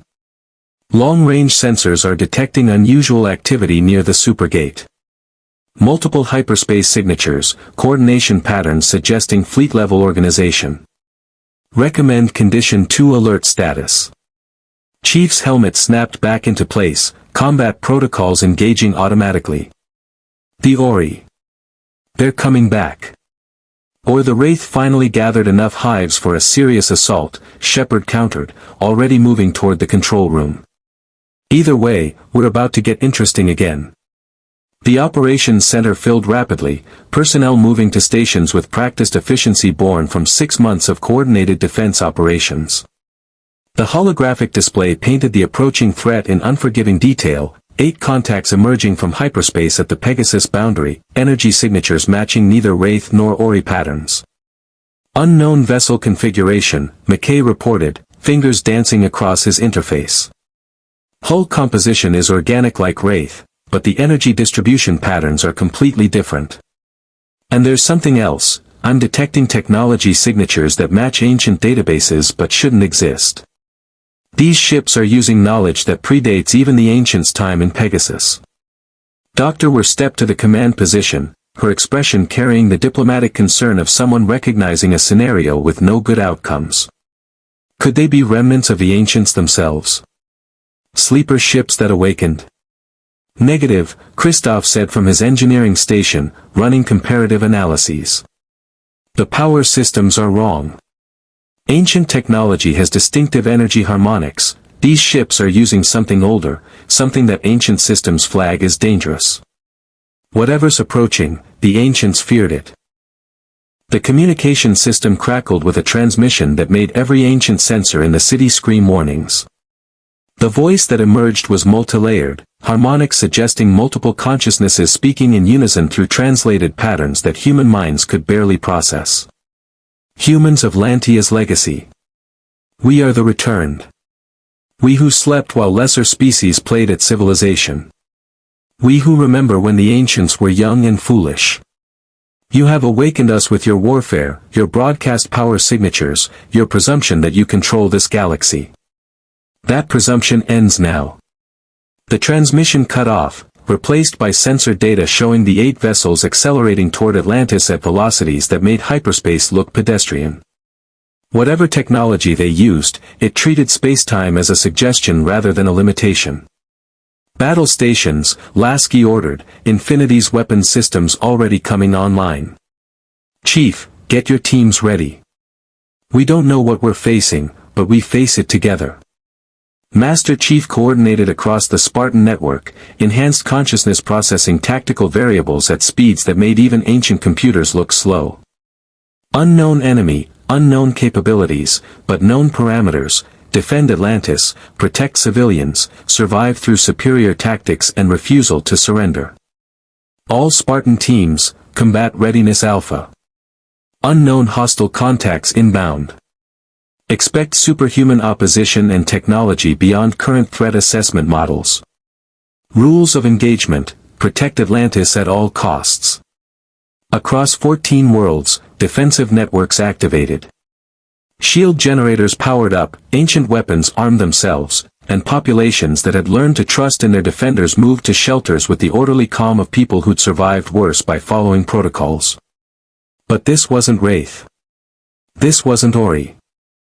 This was something older, something that had slept through the rise and fall of the ancients themselves, awakened now by the energy signatures of two humanities refusing to die quietly. The 8 vessels entered weapons range, and every sensor painted impossible readings, energy outputs that exceeded anything in the database, shield harmonics that suggested dimensional manipulation beyond ancient achievement, weapons ports that hummed with contained power measured in scales that made planetary destruction look trivial. They're holding position at 10 million kilometers, Palmer reported. Not attacking. Just waiting. The transmission came again, that multi-layered voice carrying absolute certainty. You fight well, children of Terra. Your ancients fought well too, before they learned wisdom and ascended beyond our reach. But your warfare threatens the silence we have maintained. The Wraith are annoying parasites we tolerated. The Ori are ascended fools we ignore. You broadcast power and violence with technology that approaches dangerous thresholds. So you're what? Shepard demanded. The galaxy's hull monitors. Enforcing noise ordinances on civilizations that get too loud. We are the original dwellers, who claimed this galaxy before the ancients arrived fleeing their civil war. We are the ones who taught the ancients that some knowledge is too dangerous to pursue. We are the returned, and we have awakened to ensure that young species do not repeat mistakes that nearly destroyed reality itself. Master Chief processed the implications with Spartan efficiency. They're not here to conquer. They're here to enforce technological limits. They think we're approaching capabilities that threaten their definition of stability. Then they're about to learn that humanity doesn't accept limits imposed by others, Lasky stated, his voice carrying the steel of someone who'd heard similar warnings from the Covenant, the Created, and every other species that tried to dictate humanity's development. We forge our own path. The return's response carried what might have been amusement. Such certainty. The ancients said the same before they learned. You will learn too, either through wisdom and restraint, or through the painful demonstration that some doors should remain closed. One of the vessels moved forward, and space itself seemed to protest. The ship didn't accelerate, it simply existed at a new location, dimensional manipulation making conventional physics irrelevant. It positioned itself between Infinity and Atlantis, not threatening but definitely making a point. Stand down your weapons, the return commanded. Cease your warfare. Return to your respective realities and leave Pegasus to recover from your interference. This is your single warning before we enforce compliance. And if we refuse? Doctor, we're asked, diplomatic training warring with the reality that negotiation might be impossible with beings who viewed humanity as children playing with matches near gasoline. Then we demonstrate why the ancients ascended rather than continue competing with us for galaxy dominance. You have witnessed Ori power and found it beatable. You have fought Wraith and won. You have defended against threats you understand. We are not threats you understand. We are the reason the ancients built defensive measures even after ascending. Refuse our warning, and you will learn the difference between fighting opponents and facing inevitability. The transmission ended. The 8 vessels held position, waiting with the patience of species that measured time in geological epochs rather than human lifespans. In Atlantis's operations center, silence fell like a hammer. They'd survived Wraith armadas and wounded Ori warships, but this was something different. This was facing species that predated the ancients, that had taught the galaxy's most advanced civilization the meaning of restraint through methods nobody wanted to imagine. Master Chief looked at the tactical display, at the defensive network they'd built, at the two versions of humanity that had forged alliance through necessity and maintained it through mutual respect. Then he looked at Captain Lasky's image on the holographic link, seeing reflected determination. "Sir," Chief said quietly, "recommend we establish communication protocols with the returned. Learn what their actual concerns are, what thresholds they're enforcing, what compromises might exist between their demands and our mission parameters." "Agreed," Lasky replied. "But Chief, if it comes to fighting, if they force the issue and leave us no options, then we fight," Chief finished. "Spartans don't surrender. Atlantis doesn't kneel. And Infinity doesn't run from threats just because they claim superiority. We've faced extinction before and refused to accept it. Whatever the returned represent, they'll learn the same lesson every other species has learned: humanity survives through stubborn determination and refusal to quit." Dr. Were stepped forward, diplomatic courage carrying her through fear that most sensible people would find paralyzing. "Open a channel to the returned. If they want to talk about restraint and technological limits, let's talk. But they need to understand something fundamental: we're not the ancients. We don't ascend when things get difficult. We adapt, we innovate, and we defend the people who can't defend themselves. If the returned want to enforce limits on that mission, they're going to discover that both versions of humanity are very good at finding creative solutions to impossible problems." The communication channel opened. The returned waited with ancient patience. And in Atlantis, aboard Infinity, and across 14 defended worlds, two humanities prepared to defend principles more fundamental than survival: the right to forge their own destiny, protect those who needed protection, and refuse any authority that demanded submission through threat of force. The war for Pegasus had evolved beyond Wraith and Ori. Now it faced something older, something that claimed authority over galactic development itself. But humanity, both versions, united by necessity and strengthened by alliance, had decided that some things were worth fighting for regardless of odds. The returned had awakened expecting compliance. They were about to discover that humanity's greatest strength had always been the stubborn refusal to accept inevitability. Master Chief stood at his post, Mjolnir armor ready, weapons checked, and tactical mind processing scenarios that all ended with the same fundamental truth: sometimes survival required facing threats you couldn't understand, couldn't predict, and definitely couldn't defeat through conventional methods. So you improvised. You adapted. You trusted your team, believed in your mission, and you kept fighting until impossible became improbable, became achievable. The ancients had ascended when faced with the returned. Humanity had different plans. Humanity would defend Pegasus, protect its people, and prove that young species could learn wisdom without abandoning strength, could embrace restraint without accepting subjugation. Whatever came next, whatever the return brought, whatever impossibilities Pegasus still held in its ancient depths, two humanities would face it together, armed with technology they barely understood, tactics they were still refining, and the absolute certainty that their mission wasn't finished. The galaxy had awakened forces that slept for millions of years. Those forces would now learn what the Wraith and Ori had discovered. That humanity, when pushed to the wall and given no options except surrender or extinction, had always chosen a third option. They chose to fight. They chose to survive. And they chose to win through any means necessary. The siege of Atlantis had ended.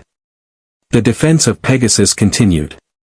And somewhere in the operational logs of both UNSC Infinity and the ancient city of Atlantis, a single word appeared in mission status reports, written by commanders who understood that some wars lasted years and some lasted generations. Ongoing. The stars wheeled overhead. Ancient technology hummed with patient power. UNSC Marines and Spartan super soldiers stood watch beside Atlantis personnel who'd learned to trust in allies they never expected. And across Pegasus Galaxy, human settlements that had lived in terror for 10,000 years slept peacefully, defended by two versions of humanity that refused to let ancient nightmares return. The returned waited for humanity's answer. The Wraith plotted revenge from the shadows. The Ori planned their next crusade. And somewhere in the spaces between realities, the dimensional barriers that had brought infinity to Pegasus still fluctuated with energies that suggested the story wasn't over, merely paused, waiting for the next chapter. Master Chief removed his helmet one final time, looking at the stars that weren't his but had become worth defending anyway. Beside him, Shepard raised his beer in silent toast to impossible victories and alliances that shouldn't work but did. "Think we can actually win this?" Shepard asked quietly. Chief considered the question with the brutal honesty that defined Spartans. "Don't know. But we'll find out together." Indeed. The word hung in the air, borrowed from TLC, adopted by both communities, representing simple truth about warriors who'd fought impossible odds and refused to surrender. Not a guarantee of victory. Just acknowledgement that the fight continued, the mission endured, and humanity. Both versions would face whatever came next with the same stubborn determination that had carried them through 30 years of extinction wars and 5 years of Wraith sieges. Indeed. More stories awaited. More battles loomed. More impossible odds would test the alliance between two versions of humanity that had decided Pegasus was worth defending. But tonight, Atlantis stood strong. Infinity maintained watch. And across 14 worlds, people slept peacefully for perhaps the first time in 10,000 years. That was victory enough. For now. The alliance between UNSC Infinity and Atlantis Expedition rewrote Pegasus Galaxy's strategic landscape in ways even the ancients hadn't anticipated. Two versions of humanity, one inheriting ancient legacies, one forging strength through desperate survival, created something neither could have achieved alone. The defensive network spanning 14 worlds proved that coordinated resistance could challenge even ancient predators. The wounded Ori warship fleeing back through the Supergate sent messages that rippled through the crusade. And the Return's awakening demonstrated that Pegasus still held mysteries older and more dangerous than anyone had imagined. Master Chief and the Spartan contingent found purpose in a galaxy 3 million light-years from home, defending people who needed defenders and proving that UNSC doctrine worked regardless of reality. Colonel Shepard and the Atlantis teams gained firepower and tactical expertise that transformed defensive survival into strategic offense. Together, they forged an alliance built on mutual respect, shared sacrifice, and the fundamental understanding that some missions transcend origin universe, protecting the innocent, refusing tyranny, and maintaining the principle that sentient species forge their own destinies. The Wraith learned caution. The Ori learned resistance. The Returned learned that humanity, both versions, approached technological limits not with restraint but with creative solutions that changed the parameters of the problem. And across Pegasus, human settlements experiencing their first generation without cullings began building civilizations rather than just surviving until the next harvest. Captain Lasky's decision to delay slipspace repairs wasn't abandonment of home, it was recognition that Infinity's mission in Pegasus wasn't finished. Spartans didn't quit while civilians needed protection. UNSC personnel didn't abandon allies in contested theaters. And sometimes, the mission you didn't choose became the mission that mattered most. The war for Pegasus continues. The Return demand answers about humanity's intentions. The Wraith plot revenge from reorganized territories. The Ori prepare their next crusade. And somewhere in the dimensional barriers between realities, energies fluctuate that suggest Infinity's arrival was catalyst for changes nobody fully understands. But Atlantis stands strong, defended by ancient technology and UNSC firepower. Infinity maintains Overwatch, its crew committed to a galaxy they've adopted. And Master Chief stands ready, Mjolnir armor gleaming in Lantean sunlight, prepared to face whatever threats emerge from Pegasus's ancient depths. Two humanities, united by necessity and forged by impossible odds, have decided that this galaxy is worth defending. The Returned may demand restraint. The enemies may claim inevitability. But humanity, both versions, has learned through millennia of warfare that survival belongs to those who refuse to accept defeat, adapt to impossible circumstances, and maintain absolute certainty that the mission continues regardless of odds. Indeed.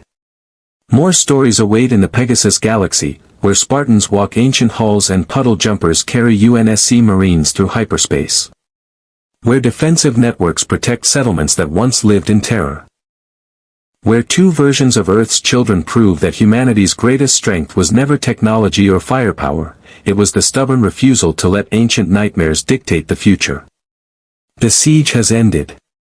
The defense endures. And the stars over Atlantis shine on warriors who've learned that home isn't always where you start, sometimes it's where you're needed most. Indeed. More stories await.